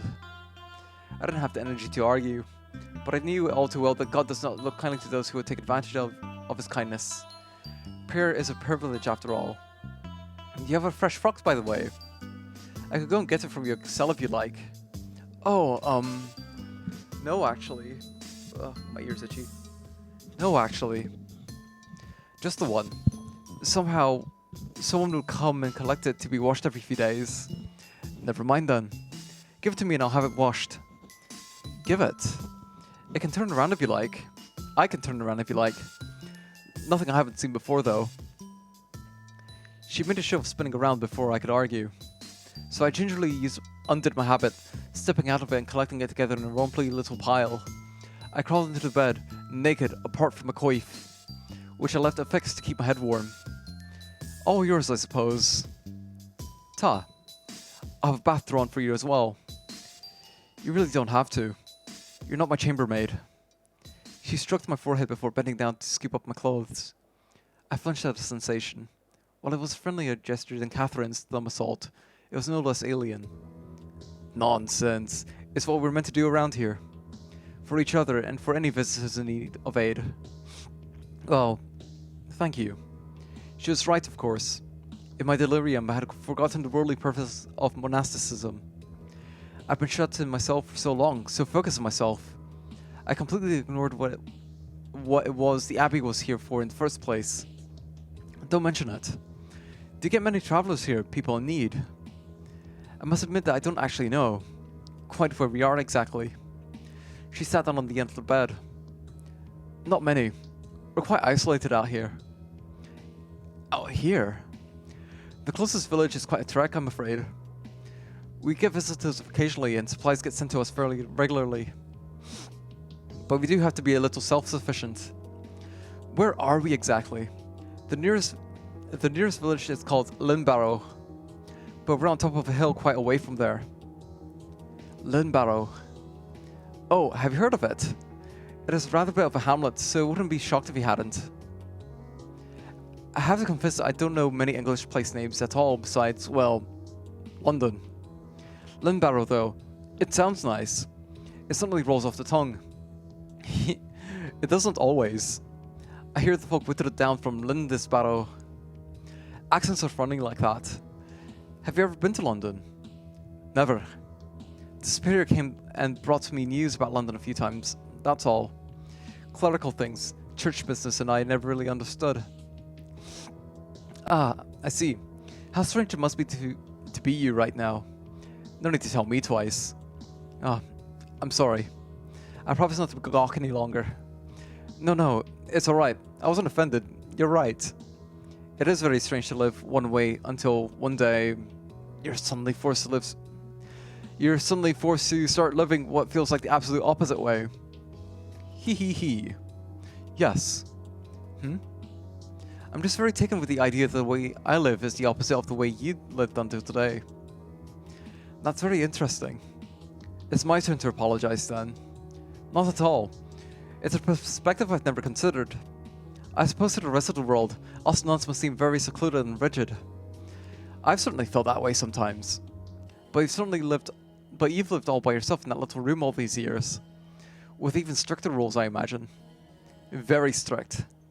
Which is how I describe monastic life generally. But there was someone living very differently, right under my nose. She paused for a moment. I noticed a tear rolling down her cheek. Let's see. Moira. Oh, it's just... This was her room. Catherine. She nodded, sniffling. It's been so hard. It might have seemed like everything was normal at Prime, but I promise you, things have been very difficult with her gone. Sometimes it feels like most of them are trying to act like she never existed. I suppose I can't blame them, but it feels so wrong. She could have been here today, a day like any other. She would have really liked you, I think. Not that... Oh... You wouldn't even be here if not for... that... Would you... I don't know what to say. Oh, listen to me rambling. It's not your fault. What was she like? She was... very intelligent. Intimidatingly so. And she wasn't afraid to show that off to people. Yes. Oh no, I'm just imagining. I can picture her almost. She left a strong impression on everyone she met. Myself included. She was good at everything she tried. I think that upset some people, honestly. She was a prodigy through and through. more than just being the chronicler. Well, the nice thing about history is that it happens rather slowly. She had plenty of time for further pursuits, especially with how things are around here. I don't see why that will upset anyone. I wouldn't dare say for certain that she upset any of the others specifically. It's just a sense I've gotten in. Retrospect, perhaps. I nodded. Precious as I held them, my conversations with Catherine through the hagioscope had a certain friction that I could imagine being amplified over years of talking to a person. I just don't understand why they're so sure that poor boy did it. She gave me a weak smile. You might have been able to rest in the hospitalum if not for him. It's a wee bit nicer than the dorms, I have to say. You don't think he killed her? I don't know if I'd go that far. It's less of a suspicion and more just... It's hard for me to reckon with pure random evil. Catherine was so good, wise, and kind. For a lad to just murder her on a lark, I couldn't accept that. He'd have to have a reason, surely. Otherwise, the world is a much darker place than I believed. It's certainly a much dimmer place without Catherine. Oof, do you ever reach so much that you just start feeling dizzy? We sounded silent for a moment. I didn't dare rebuke Moira, nor did I have the energy. But as well as empathy, frustration was bubbling inside of me. I can fix this misconceptions. Evil is everywhere. Demons are everywhere. The Lord saw that the wickedness of man was great in the earth, and that every intention of the thoughts of his heart was only evil continually. Genesis. Basic. Elementary. The very foundation of our faith. A godless man could kill someone as wonderful as Catherine without a second thought. It became clear to me, there and then, the lackadaisical and selfish attitudes surrounding Prime. This belief in evil, something was very wrong here. Even Catherine's questions to me had bordered on blasphemous. These women were lost. Lost. Lost. My eyes snapped open. For a brief moment, I felt like I was spinning. It was like I had only just regained control of my head. My throat tightened, and I made the tiniest little retch, although thankfully nothing came out. Oh dear, oh dear. Are you sleepy? Hee hee hee. How rude of me to spring all of this on you now, after badgering you about needing to relax. This is a dorm, not a place of confession. No. Rude of me to drift off like that. You have my deepest sympathies. Moira stood up, my clothes still bundled in her arms. I'm going to go and make sure these get washed for you, so you can get some sleep. And I'll send someone to collect you to show you where the baths are. There's some fresh nightclothes under the bed. She made a few strides to the door, then turned around one more time. And then asked Darcy for some mint. Hell yeah. Good for an upset stomach. And for breath. Absolutely. She gave me an impish little grin. Well, you said it, not me. I must have looked mortified, because she immediately became apologetic again. Oh, and don't take that the wrong way. It's not your fault you've been sick. It's alright. Thank you again for everything. She closed the door gently, smiling warmly. I was left alone with my thoughts again. I must admit that I had been feeling pleasantly pampered for a moment before the mint comment. Oh, and the bath. Was I really so disgusting? Of course I was. I was a complete mess. Unclean, irritating, always saying the wrong things, disrupting Prime, expelling foul bile everywhere I went. What a mess. Oof. My skin's tingling for some reason. Oof. Finally, I got some real rest. I was simply too kind to rehash the embarrassment I had incurred over the course of the morning for the fifth or sixth time, and sleep finally took me. Come in. Hello. Hello. I'm awake. Just a minute. I stepped out of bed and hastily made it back up as quickly as I could. Dropping to my knees, I looked underneath the wooden frame for the nightclothes Moira had mentioned. They weren't hard to find. It was spotless under the bed, save for a nearly folded gown. I retrieved it and slipped it over to my head. It was a little bit big for me, but it did the trick. Are you decent? I'm coming. Sorry, I just had to find the nightgown. I opened the door to greet her. She had a pleasant expression on her face and looked slightly more together than when I saw her in the chapel. She had very droopy eyelids and a serene aura about her, except for the fact that she was dripping wet. Moira asked me to bring you some mints, so I brought you some. Are you feeling better? Yes, actually. Quite a bit better. Darcy had put a few leaves of mint into her mouth and was chewing somewhat rapidly. Don't worry, I brought plenty. I love the stuff. Grow it myself. Do you really? Yes. She fluttered her eyelashes and held out her hand, proudly showing off a large pouch of leaves. Full of leaves. I grow lots of things. Mint is definitely one of my favorites, though. Did you know it's really called mentha? No, I didn't know that. She offered the bag up to me, and I reached inside to grab a few leaves. I placed them in my mouth, tentatively, but was pleasantly surprised almost immediately. Oh, that is nice. That's right. You really grow this yourself. It's wonderful. Thank you for saying so, my friend. I just wish you hadn't gone and gotten yourself soaked in the process of getting it for me. You didn't have to do that all on my behalf. Oh, no. This isn't because of the mint. Is it not? No. Oh. Anyway, bath time.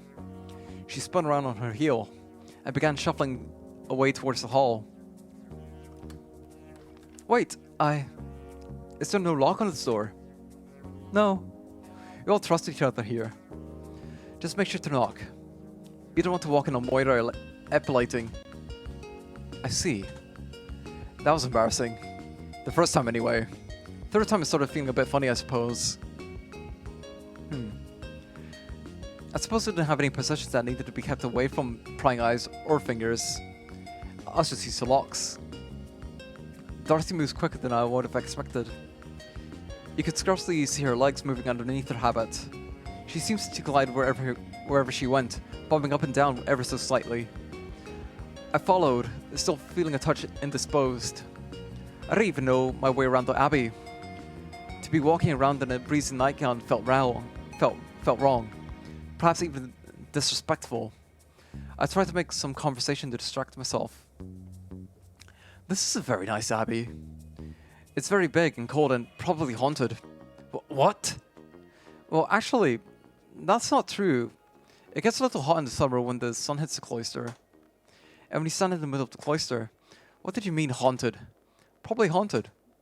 There's no such thing as ghosts. What makes you feel... Wait, hold on. Excuse me. What makes you feel like the convent is probably haunted? Well, there are a lot of weird noises at night, or when I'm alone walking around. And things move around on their own sometimes. And also, I think most buildings just have a higher chance of being haunted the older they are. And these buildings are very old. Well, I wouldn't worry about that. There really is no such thing as ghosts. I said this more to comfort myself than her, truth be told. All I could think about was the strange figure I'd seen from my window the night before. We took the stairs Catherine had led me down earlier. They walked past the door to the cloister to a web of hallways I hadn't seen yet. That would be a shame. It would be nice to meet Catherine's ghost. Her placid expression didn't change, but I could sense a hint of sadness in her voice. Not wanting to press further, I quickly changed the subject. So, where are the baths? Not far from the kitchens, so we can make the water hot? Ah, how pleasant. It's nice. It's worth making the trips from the well, in my opinion. From the well? Does the kitchen not have a faucet? Oh, it does, but we aren't using it at the moment. Really? Why not? Well, it isn't really working. Ah. As we stepped out into the rain, I suddenly realized why she was soaked through. Oh.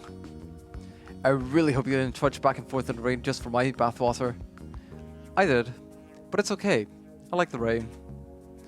I was currently struggling not to slip on the wet stone path in my wooden sandals. I couldn't for the life of me understand what Darcy was talking about. Watch your step. At least promise me you won't... Wait, hold on. Blah, blah. At least promise me you'll go and warm yourself up after this. Oh, I will. I've got to go help in the kitchen anyway, so it gets hot in there. Hell yeah. She led me into a room with a large window with a wooden tub in the middle. It was certainly not originally a bathing room. The whole thing looked rather... makeshift. There was a habit and frock folded in a neat little pile not far away. And here we are. Enjoy, my liege. I don't know what to make of that. I turned around to see if she looked annoyed or upset. But she had the same pleasant expression as ever on her face. If there's anything else I can get for you, just shout. I'll probably hear it from the kitchen. Well, thank you. Bye.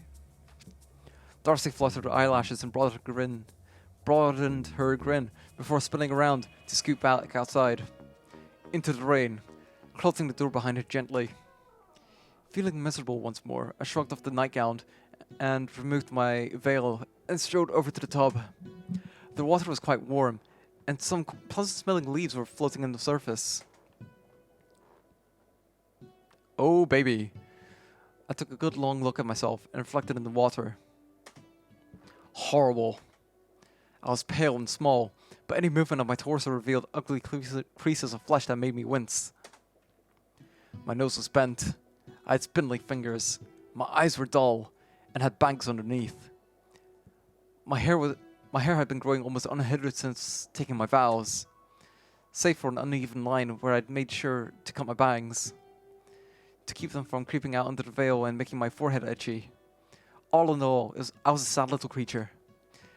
Bathsheba I was not. With a weary sigh, I stepped into the tub. The warmth was quite unlike anything else I'd ever felt. As I lowered myself into the water completely, I could feel my muscles relaxing, a tingling sensation all over, as if the stress of the day was being washed away along with the dirt. Unfortunately, this relaxing effect didn't extend to my head.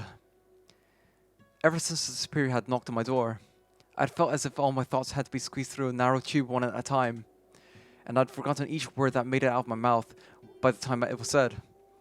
I was completely off balance. I even tried sticking my entire head beneath the water to see if it had the same cleansing effect on my mind. No such luck. Raising my head above the waterline again, I tried to organize my thoughts as slowly as they came. I had made a complete fool of myself in front of Catherine and Margaret. Well, in front of everyone, actually. I had made Moira and Darcy waste their time attending to me like servants. No wonder Darcy had made that crack about my liege. They were probably all fed up with me already. But one of them was a killer. What did I care about any of that? This place was in complete shambles. Sisters taking the Lord's name in vain. Flagrant disrespect for the abbess. Skipping matins. No, in fact, disregard for the liturgy of the hours in full.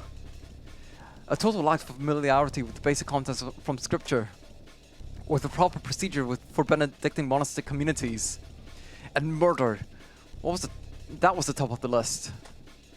To hell with all of them.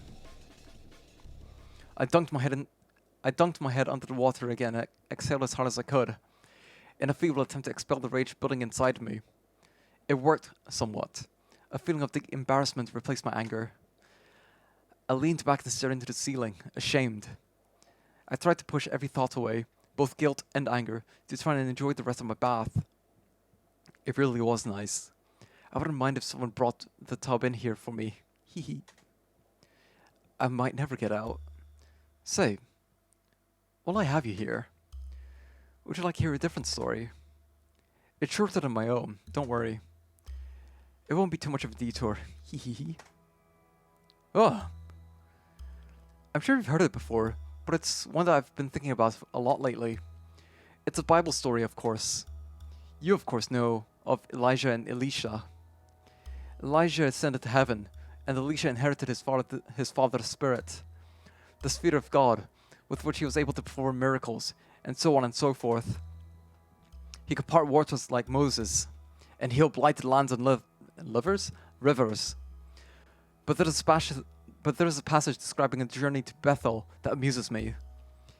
You know what I'm speaking of, yes? Forsooth Elisha went up from thence into Bethel. And when he went up by the way, little children went out of the city and scorned him and said, "Go up, thou bald one, go up, thou bald one." And when he had beheld, he saw them, and cursed them in the name of the Lord. And 2 bears went out of the forest, and rent 42 children of them. Soothly, Elisha went from thence into the hill of Carmel, and from thence he turned again to Samaria. Whoa! 42 children, torn apart by angry bears at the behest of Elisha. That's rather extreme, isn't it? It's funny, when I was locked in a cell the first time around, I never thought that much of this part of the story. But it really is awful to think about, isn't it? Could you imagine being ripped to shreds by a wild beast just for calling a man bald? Only, it mustn't be horrible, because God heard Elisha's curse and punished the rude little boys and girls justly. I've heard that a lot of people question if they really were children. Perhaps in the original Hebrew, the word is a little broader.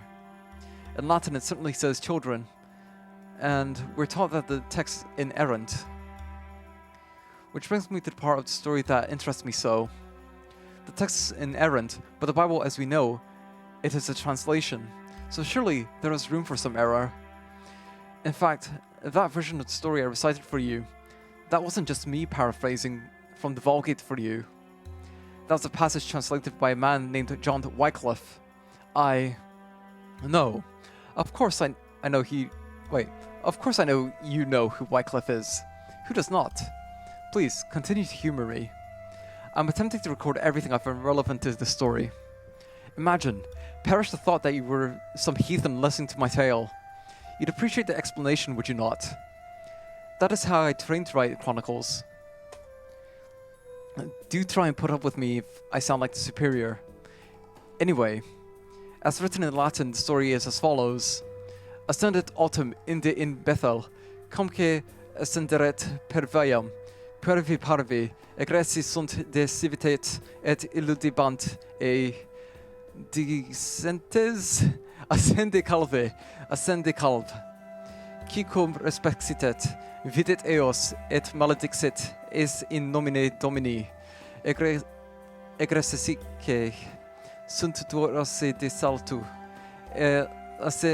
lacera verunt ex eis quadraginta Dios peros.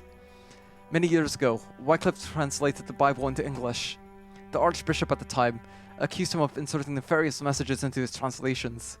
He thought Wycliffe was trying to rile up the common people up to rebel against the church. So sure they were of Wycliffe's heresy, they held a synod to argue for his expulsion from Oxford. They succeeded too. His Majesty Richard II banished him from the college, and it became actual written law that no man shall write against the church. We both know the rest, of course. But you wouldn't bite my head off for walking through it, will you? The Wycliffites were denounced. Their heresy was thoroughly put to rest. This was nearly a century ago, so God forgive me for saying this. Wycliffe had some interesting things to say about translation that often rattle around in my head. But I've gotten very sidetracked here, haven't I? Oh dear. The point is, I find it very interesting that Wycliffe's translation kept the children part of the Vulgate Bible. From the Vulgate Bible. He too must have felt the original Latin text was inerrant, and yet he was punished for his translation work. God forbid, but if the church as we know it crumbles many years from now, someone attempts to teach us using his Bible as a basis, well, they keep the part like we kept it. Wait, oh my god, I'm losing track. God forbid, but if the church as we know it crumbles many years from now, someone attempts to teach us using the Bible as a basis, will they keep that part like we kept it in the Vulgate? What does this story actually mean? It certainly does seem a bit cruel. Perhaps it means nothing. If it means nothing, is it necessary? If it is necessary, what does it mean? You must forgive me. I do sound a bit like a law lord at the moment, don't I? It is a rather impossible problem. The 42 children have been mauled by bears at least 3 times now. Probably many more, as I doubt Wycliffe is the only man who tried to write a Bible in his own language. And since I'm afraid I'm useless at Hebrew, I'll never know if they were meant to be at all. I suppose this is splitting hairs. If they were grown men and women being attacked by a furious mother bear commanded by God's messenger, it's still a rather unpleasant way to go. Still, clawed to death for a playground taunt. What a strange world. Teehee. Oh my god, how long have I been reading for? 2 hours.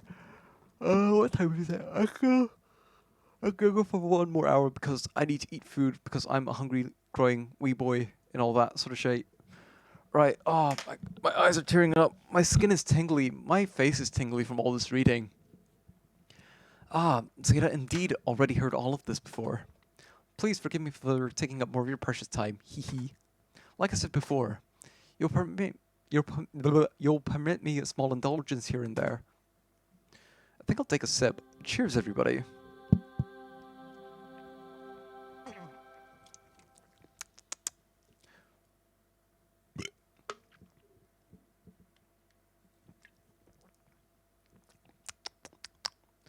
One more sip.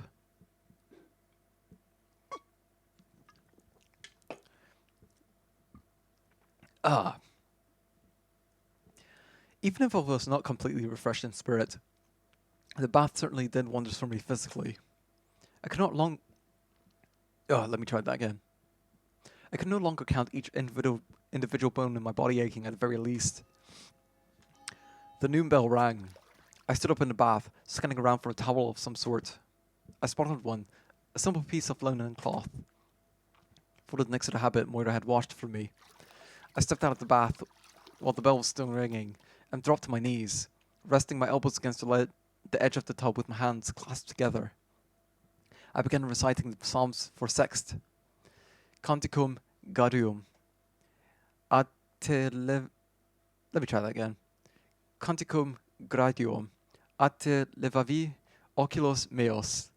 Qui habitas in caeli. Hello?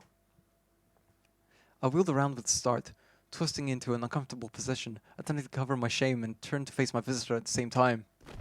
Yeek! Oh goodness, I'm so sorry. I was just coming to collect you for luncheon. It's alright, I was just reciting the office. Really? Which one? Sext. The noon office. Do you not? Oh yes. Well, since we break for luncheon at midday, we rolled that one into prime. This was deeply embarrassing for several reasons. I rose to my feet, strategically covering myself. Moira politely held a hand in front of her eyes. Did I interrupt it then? In the chapel. I would never blame you for it in that sense, but I began drying myself off with the towel, pressing against my hair gently and hastily running it along my body. I must confess that I'm a little behind in all the offices today. I slept through matins as well. Matins? Oh, don't worry yourself about that. We roll matins into prime as... What? I flung the towel to the ground in shock. So dismayed I was. Moira was still holding her hand in front of her face, let out a nervous giggle. It's fairly normal as far as I know. We have morning prayer and evening prayer. If we spent all day following the hours to the letter, we'd never get anything done. Or any sleep at all. We're really getting up in the middle of the night to pray. Yes. And dropping everything to recite psalms throughout your day. Yes. My goodness, that's so unfair. The superior never told you about how monastery condensed the hours. The bishop didn't either. No. I find it hard to believe, to be perfectly honest. How often do you take communion? Whenever the bishop is here, so every few months or so. This almost knocked me back to the floor. I was used to receiving communion once a season, but I had been under the impression that I was a unique case. My needs differed from the rest of the sisters. I've been in a permanent and all-encompassing relationship with God. These women did not seem to have the same devotion. I finally remembered that I was standing here like a fool. I began to put my fresh clothes on. They smelled and felt lovely. Little dry leaves fell out of the sleeves and robe as I lifted them. I bent down to pick one of them up after I slid. I bent down to pick one of them up after I slid the cloak over my head. Those are from her garden. Aren't they nice? Extremely so. So, you really don't recite the hours as written. This isn't, I don't know, a prank. Why would I pull a prank on you? I have no idea. The superior just put the idea in my head, I suppose. At morning prayer. Oh, of course. Flora's the one to watch out for. She's full of youthful vigor. Or Darcy. Or, well, Catherine. Or Margaret. She looked sheepish. I can see why you might be wary of practical jokes. But please believe me when I tell you that condensing the hours into morning and evening prayers is fairly standard around monasteries these days. In fact, I think it might have been for a long while now. I suppose I'd have no way of knowing otherwise. And it's accepted. I don't think anyone's ever gone to hell for rearranging the calendar, if that's what you're asking. Are you dressed now? Just about. Moira lifted her hand from her eyes.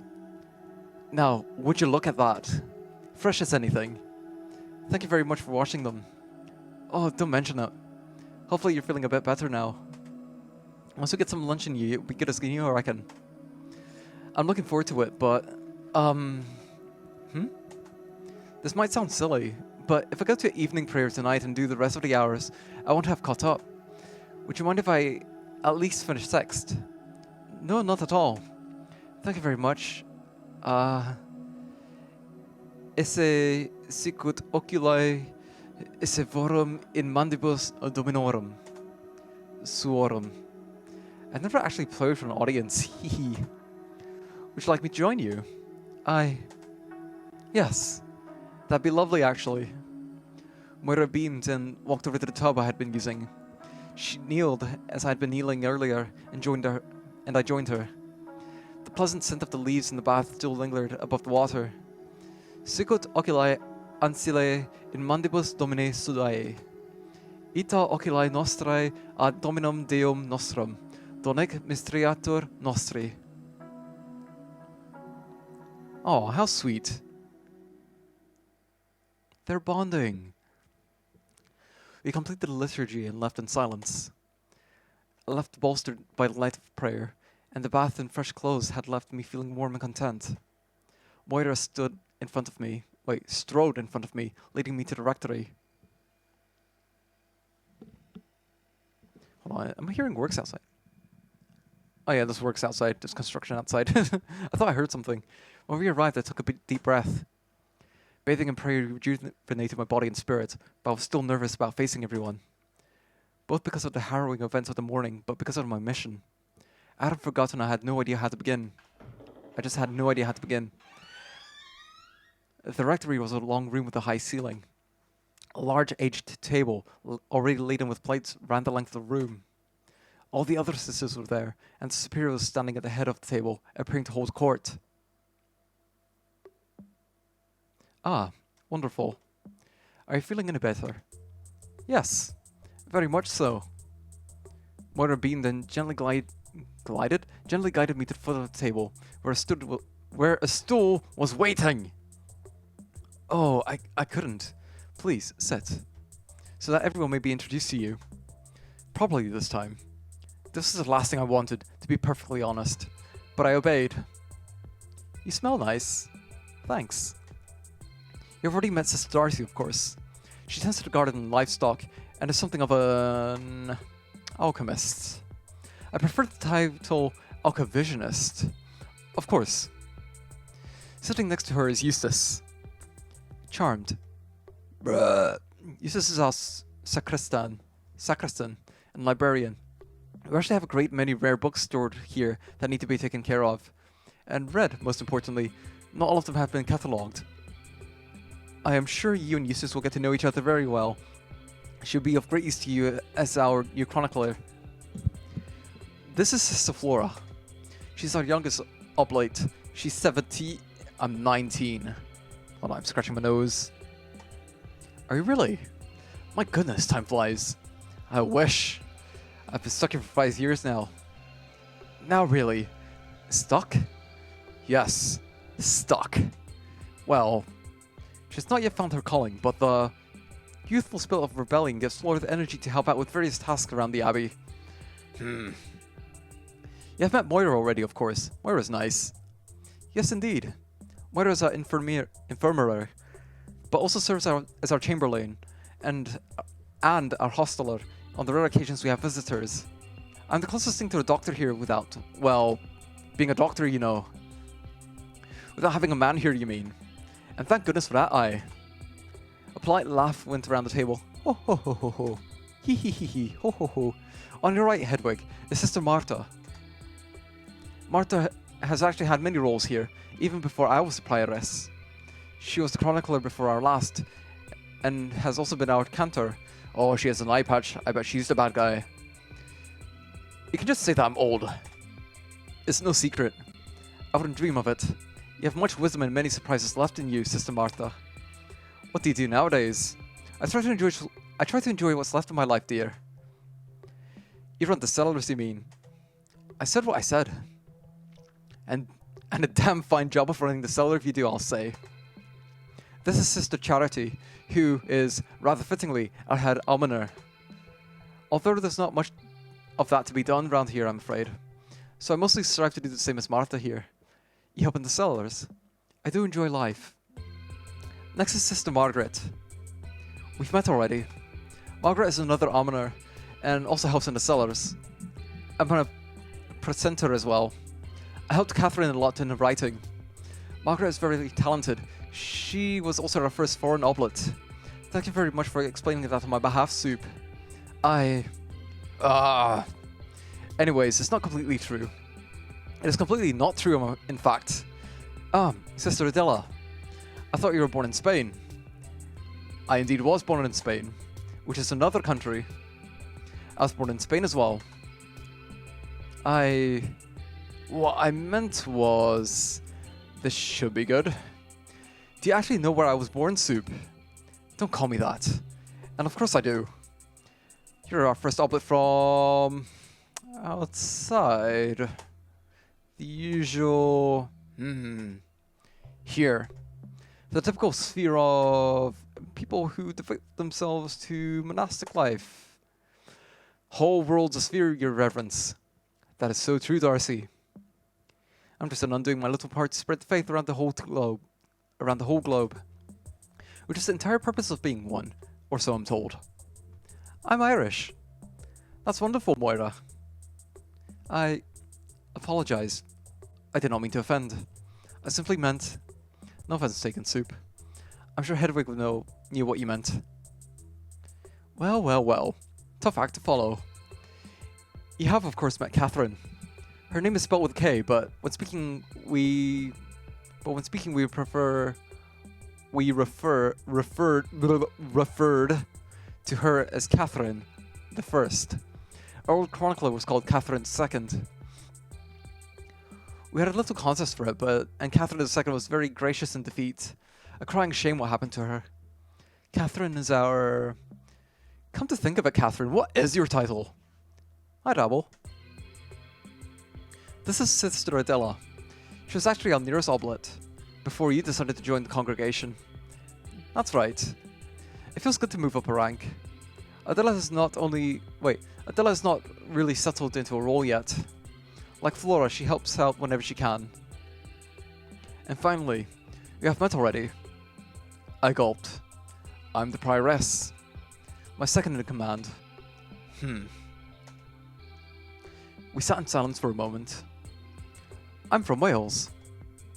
Thank you for Darcy. Well, now that we're all caught up, everyone's head bowed instantaneously. I hastily lowered my head as well to join in the hushed whispers. Let us eat. God, I'm so hungry right now. On my plate were two thick slices of bread, far thicker than I'd ever been given in my cell. There was some kind of boiled meat and a crumbly hunk of white cheese. I glanced around. Everyone was already digging in with their fingers. I followed suit, starting with the bread. It was light and fluffy, with a crisp crust. A finger appeared above my plate suddenly. Duck. What? The meat is duck with herbs from the garden. That's right. I pinched off a piece and marveled how juicy it was. I put it in my mouth and was overwhelmed. Wow. I helped. Yeah, you killed the duck. Well, yes, because you cry if you had to do it. That's right. I raised them and named them and love them. You really shouldn't do that for starters. Name them. Yes, or love them. I'm good at names is the thing. That's true. And once I've named something, it's impossible not to love it. What was the duck's name? I'd offered my compliments. If they were still alive anyway. No clue. She doesn't let me tell her which ones are being slaughtered. Hang on, but you'd still... Yes, she figures it out eventually when she checks in on the animals. Look, it makes sense.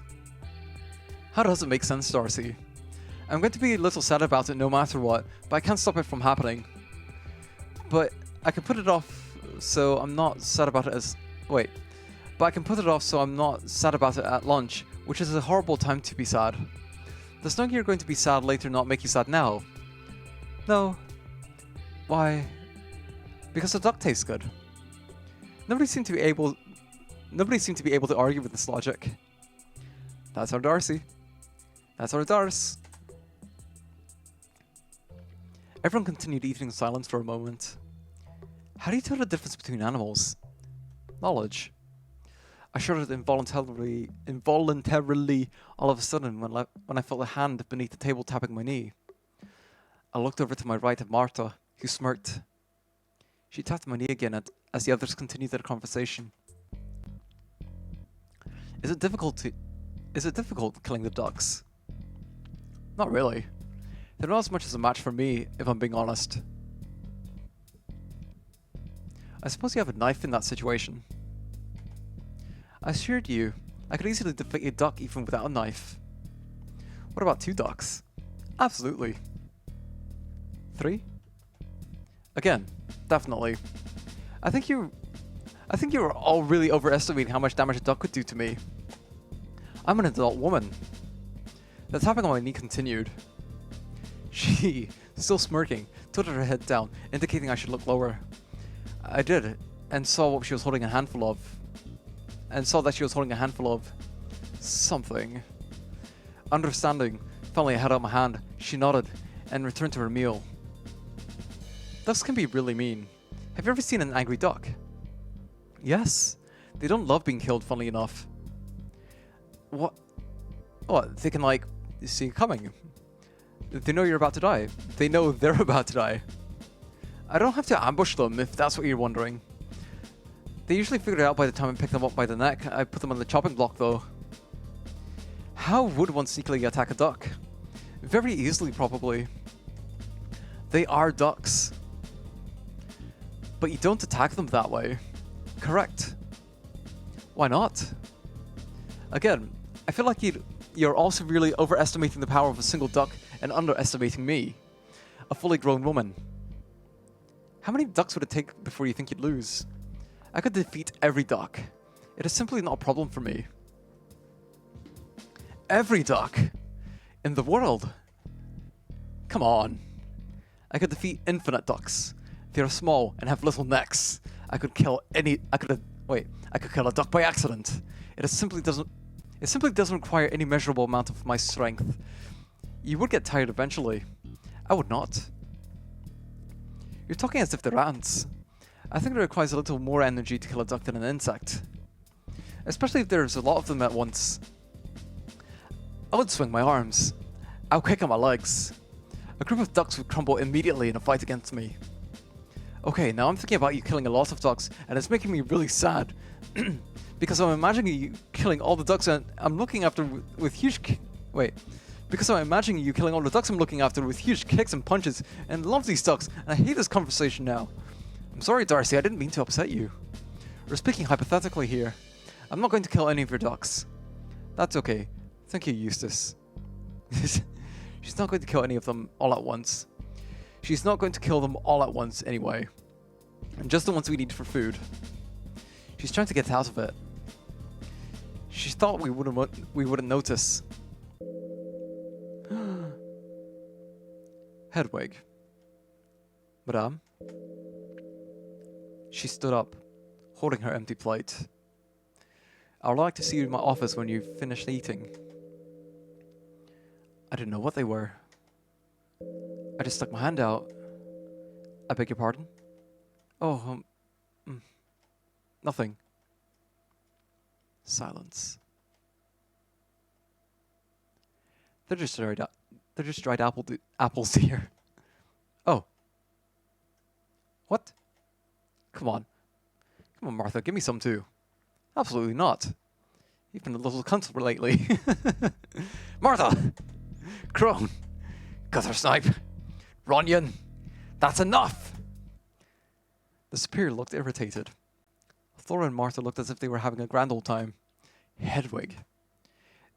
I'd just like to speak with you privately about our new duties as chronicler. Now that you're feeling better. Oh. Yes, of course. Thank you. One of the others will show you where my office is when you're ready. She strode out the room magnanimously. Take your time.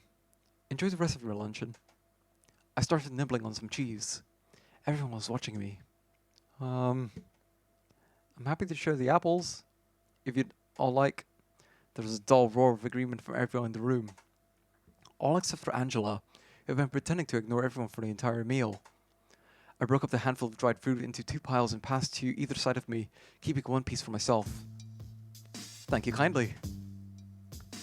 So now that the old Durham is gone, old Durham is gone, do tell us about yourself. I realized that even now, after I had no more candied fruits to give, everyone in the room was staring at me with intense interest. Oh, well, don't know what I could say that I didn't say this morning. What did he say this morning?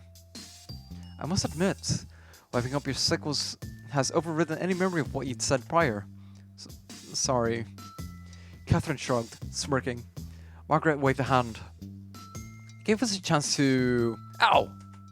A chance to reflect on the nature of servitude to God, and so on. I could see Angela raising one of her eyebrows out of the corner of my eye. Anyway, Hedwig is adapting wonderfully. She had some trouble with the stairs, but got the hang of them quickly. I imagine you'd probably have some trouble with the stairs if you've been locked in a little room for that long. Yes, whereas we're all locked in a big room, aren't we? With each other for company. Locked is a strong word, Catherine. You're right, as usual. We aren't locked in. The hell is more of a moat. Honestly. You sound just like Flora sometimes. What the hell? I'm not sure the metaphor is necessary. Metaphor. That's a big word. As expected, however, from our resident librarian cum butcher. On the subject of ducks, I was merely speaking in hypotheticals. Oh, that's another good word. What does hypothetical mean, Eustace? I regret saying anything. I'm being earnest. It means mind control. Could I select this? You're thinking of hypnosis 3 for 3. A loud jeer went up around the table. Darcy, let me out, please. Eustace scooted her chair back with a loud squeak and stormed out the room. Oh, come on, Eustace, please come back. Perhaps this is rich of me to say, but I think you lot don't know when to lay off sometimes. I do not understand in this case. One minute she's talking about fighting ducks, but now she's upset we're joking about fancy words. Bad timing, I think. She's doing her best, but she's quite torn up. We all are. It's horrible. Hedwig, dear. If you don't know, I know. As I said, she was joking about killing ducks. I would have thought that would have been worse than joking about words. You're young. It's never the obvious things that remind... Wait. It's never the obvious things that remind some folk of brief past. Eustace is librarian and... Catherine was a chronicler, of course. Peas in a pod they were. Not just them. We all miss her very much.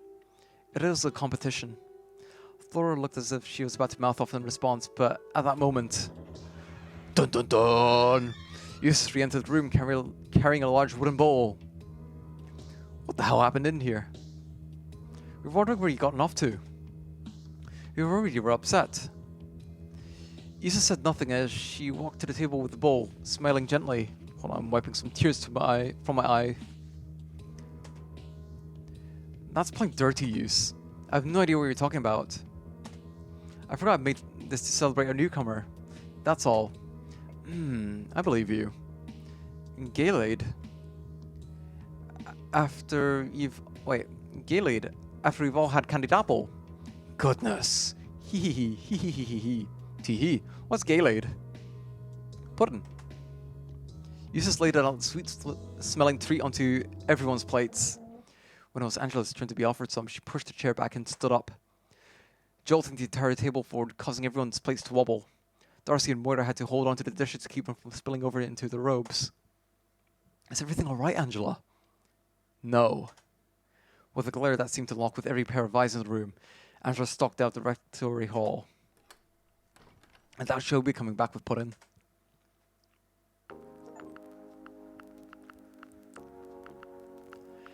I was in considerably higher spirits after eating. I excused myself after finishing the Gaylade. I got a little self-conscious about how long I was talking to meet the superior, even though there had been a few awkward moments. I didn't really want the conversation to end.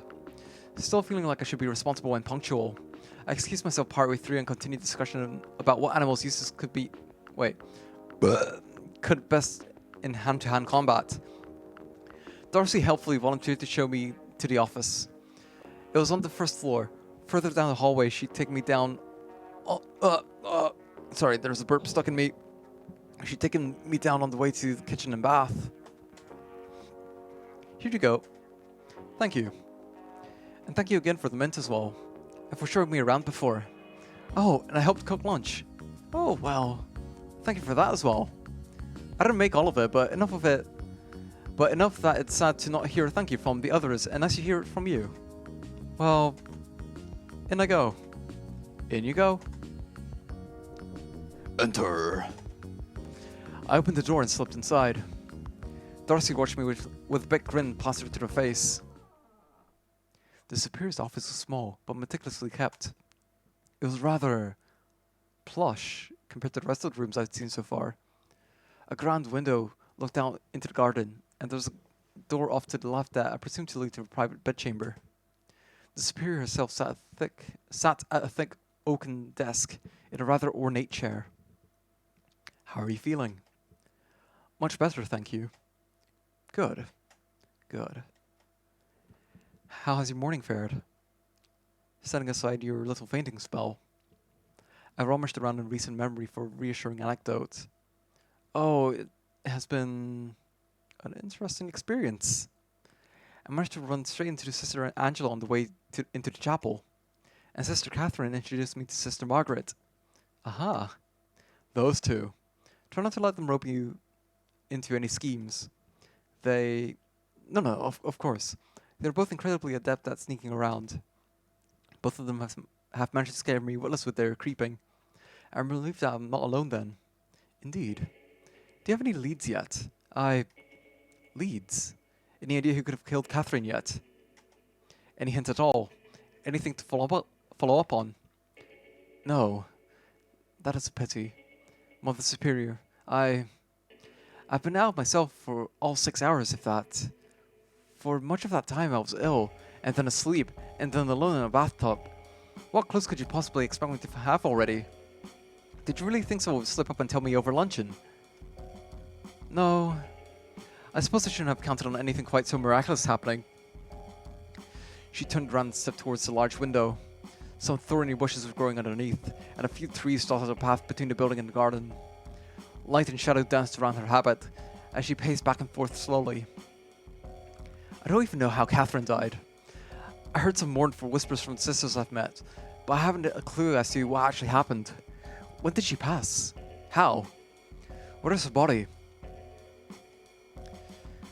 Sister Catherine was found in the cloister on the first morning of November. She was lying on her back, with the sword plunged into the earth just above her. Her head had been cut off. And arranged in her hands. It was ghoulish. So that's what was in the grass. I thought it was a crucifix. Yes. No one, at least all of me, could bear to remove it. It's become something of a monument to Catherine, I suppose. Rather grim. A bloodied sword feels like an awful way to remember someone.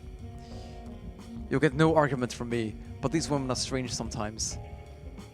That would be true regardless of my suspicions. That said, the blade really is actually clean. It was clean even when we found it. It was. Yes. Angela found the stable boy hiding in the yard without a speck of blood on him, but Sister Darcy discovered his cloak elsewhere. It was quite tarnished, and Angela surmised that he'd used it to wipe down the blade before attempting to flee. A sound theory at the time. I have my doubts though. Who found the body? Sister Charity, on one of her morning walks. The round woman you met at lunch. Don't call someone round. I don't mean it as an insult. Go up, thou bald one. What? What happened with Catherine's body? If you're hoping to play surgeon and examine her for clues, I'm afraid she's already been interred. I understand. This was actually a small relief. As determined as I was to find Catherine's killer and help bring him to justice, a dead body was the last thing I wanted to see. Where was she buried? The cemetery is a short hike from here, on the hill. I kind of wanted the sister to show you there, should you feel the need to visit. Say a few words. Not that you could have known her, I suppose. What a great idea.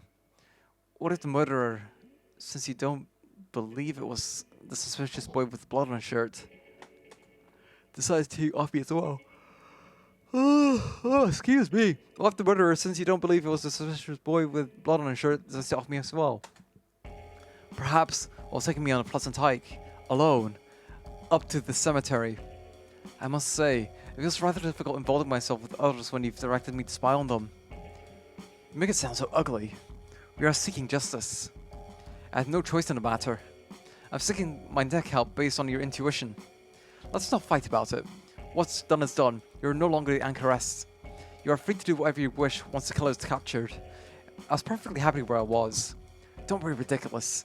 You might as well have been a prisoner. If it was so, I'd have been your prisoner. I truly do not want to fight about this. Yes, so you keep saying every time I question something. Stop giving me this insolence. By God, where's the awkward little titmouse who introduced herself to service this morning? She's standing in front of you, rather upset about the situation she's been thrust into. You're not but a bratty child, a woman, a member of our family, had her bloody head cut off, and all I can think about is your own comfort. These people are not my family. You, least of all. I'm your superior. I'm your abbess. You're on my charge, and you'll do as I say. I've been as accommodating and kind as I possibly can in asking for your assistance, but make no mistake, I do not need to ask, nor will I in future require something of you. Vare ad formicam, opicer et consideria, vias eius et disce sapientiam, que cum non habeat jusem nec praeceptorum nec principem, parat este sibum sibi et congregat in misericord comdat, neither ant nor sluggard, abbess. I will respect your roasters as my superior, but I am not a soldier waiting commands. Are you surprised? must admit, I surprised myself in this moment as well. Maybe my humors were still off kilter. Maybe I was tired of feeling meek and embarrassed all morning. Perhaps I, free from myself for the first time in many years, was trying out new behaviors to see if they fit me the way one tries on a new cloak at the market. Or maybe, just maybe, it was something else. Do you think Darcy could have been right? When she said this place was haunted? Hee hee hee. I'm sorry. Once again, I'm being unfair. Please try to understand. I have so much love for this place. These halls are my responsibility, and if it all falls apart, I don't know what I'd do. If you truly believe the stable boy did not do it, I could so easily throw him to the wolves. Don't you see? I do not mean to throw you to them in his place. I mean to take the more difficult path here. I would rather stake my reputation on seeking the truth than condemn an innocent boy for my own gain. It would not be right. I understand. I could feel myself becoming smaller, meeker again, deflating like an empty water skin. If you want me to start truly investigating things, I need somewhere to start. I can't just hope to stumble into the answer. May I speak with the accused, the stable boy in the hospitalum? An obvious but nonetheless excellent idea. I felt so trapped by my position leading the covenant.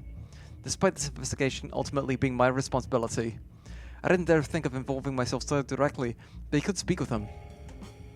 I'll take you to the hospitalum. In secret, of course. I'll arrange a time and send you under the pretense of more chronicler business. I'll still pose my first question to you again, however. Think hard. Has anyone stuck out as particularly unusual to you? Everything is unusual to me.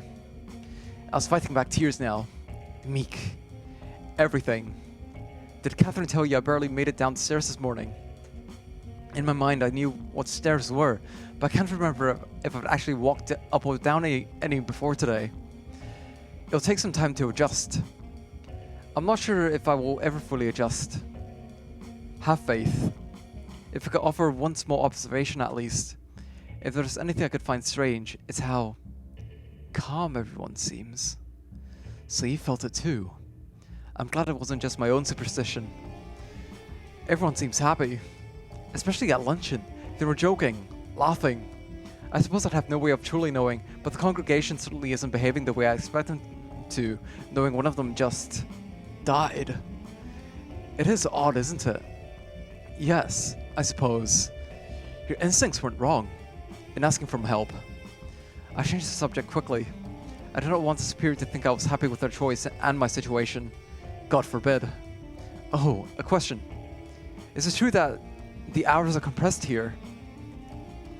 A morning service and an evening office that encompasses every office. Yes. That is fairly standard in most monastic communities nowadays. Why didn't you tell me that? My cell wasn't far away. You knew how to use stairs. The bishop forbade it. Why? Why? Because an anchorite's entire purpose is to do the things normal people cannot. She was right. I tensed and untensed my hands a few times, unsure what to do with myself.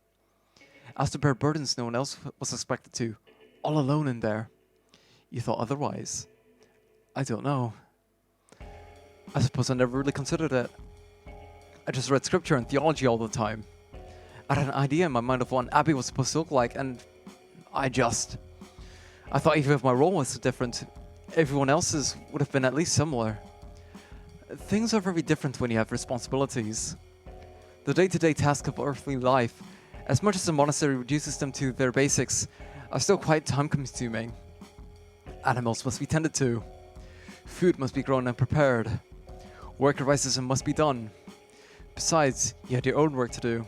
You had books to copy, scripture to commit to memory, prayers for the townspeople to amplify. What? You were given written prayers to say for people. That was one of your core duties. I was given no such thing. Now is a very poor time for jokes. I'm being completely serious. I have no idea what you're talking about. I copied books. I prayed the hours. I was never given anything else to pray for. Save the occasional visitor. Save the occasional visitor to the hagioscope's prayers. She gave me a piercing, icy glare. Then, as if a set of strings holding her upright had been cut, she collapsed into her chair. I don't understand. We are very far away from the nearest village or town here. Nonetheless, we are here, and we serve the people of Limbaro and their needs, offer them help with their prayers. Of course, I would have happily done so if I'd received any. Because we're up here on this hill, we're sent supplies from the village. Things we can't grow ourselves, essentials, the occasional holiday luxuries, and so on. She reached down to a drawer under her desk, pulling out 2 small cups and a carafe. She uncovered the container and poured some dark liquid into both cups. Wine. Drink up. She slid one of the cups towards me with her own. I took it gingerly. I had, of course, had wine before, but this smelt different.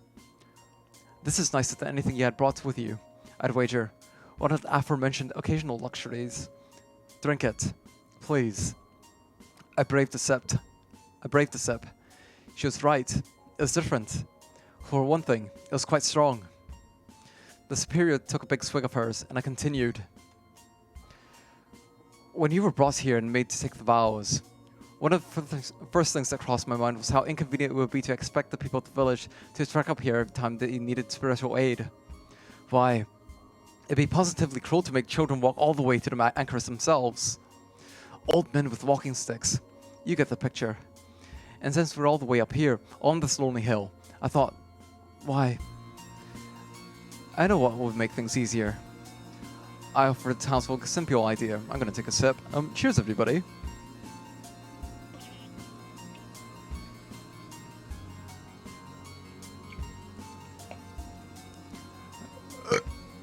They're an educated sort down there, you see. Not like us, or, well... She waved the cup towards the door. More than them. So I told the people to write their prayers down. Give them to the young man who brings our supplies. We'll sort through them and pass them on to the anchoress here. And did they? I saw the envelopes, yes. Many times. I don't understand. The abbess took a final pour from a cup and shoved it back onto the desk. Giving those letters to you was Catherine's responsibility. Dun dun dun. I think I'll save here if I can. Can I save? Save. Empty slot. Hell yeah. There we go. I'll save one more time just in case. Save. This slot. Are you sure you want to overwrite your save? Yes, I do. Thank you very much. Thanks for asking. That's the end of that chapter. And I could remind myself in the VOD. I'm going to shut it off here. I am absolutely starving. Yeah, that was pretty cool. Pretty cool visual novel. A bit of a murder mystery going on. Slow burner, but it was pretty dope. And let's see. I might do a stream tonight. See how things go. I might do a stream tomorrow because that'll be my very last day before I fly off. Before I disappear on holiday. Hell yeah. But yeah. I'll stick this on and yeah. Thanks for joining with me for this pretty wacky stream and whatnot. And I don't know the next time I'll stream, but yeah, hopefully it won't be too long. But yeah, it's been a weird couple of weeks. But yeah, anyway, thanks for stopping by. Take it easy and good night.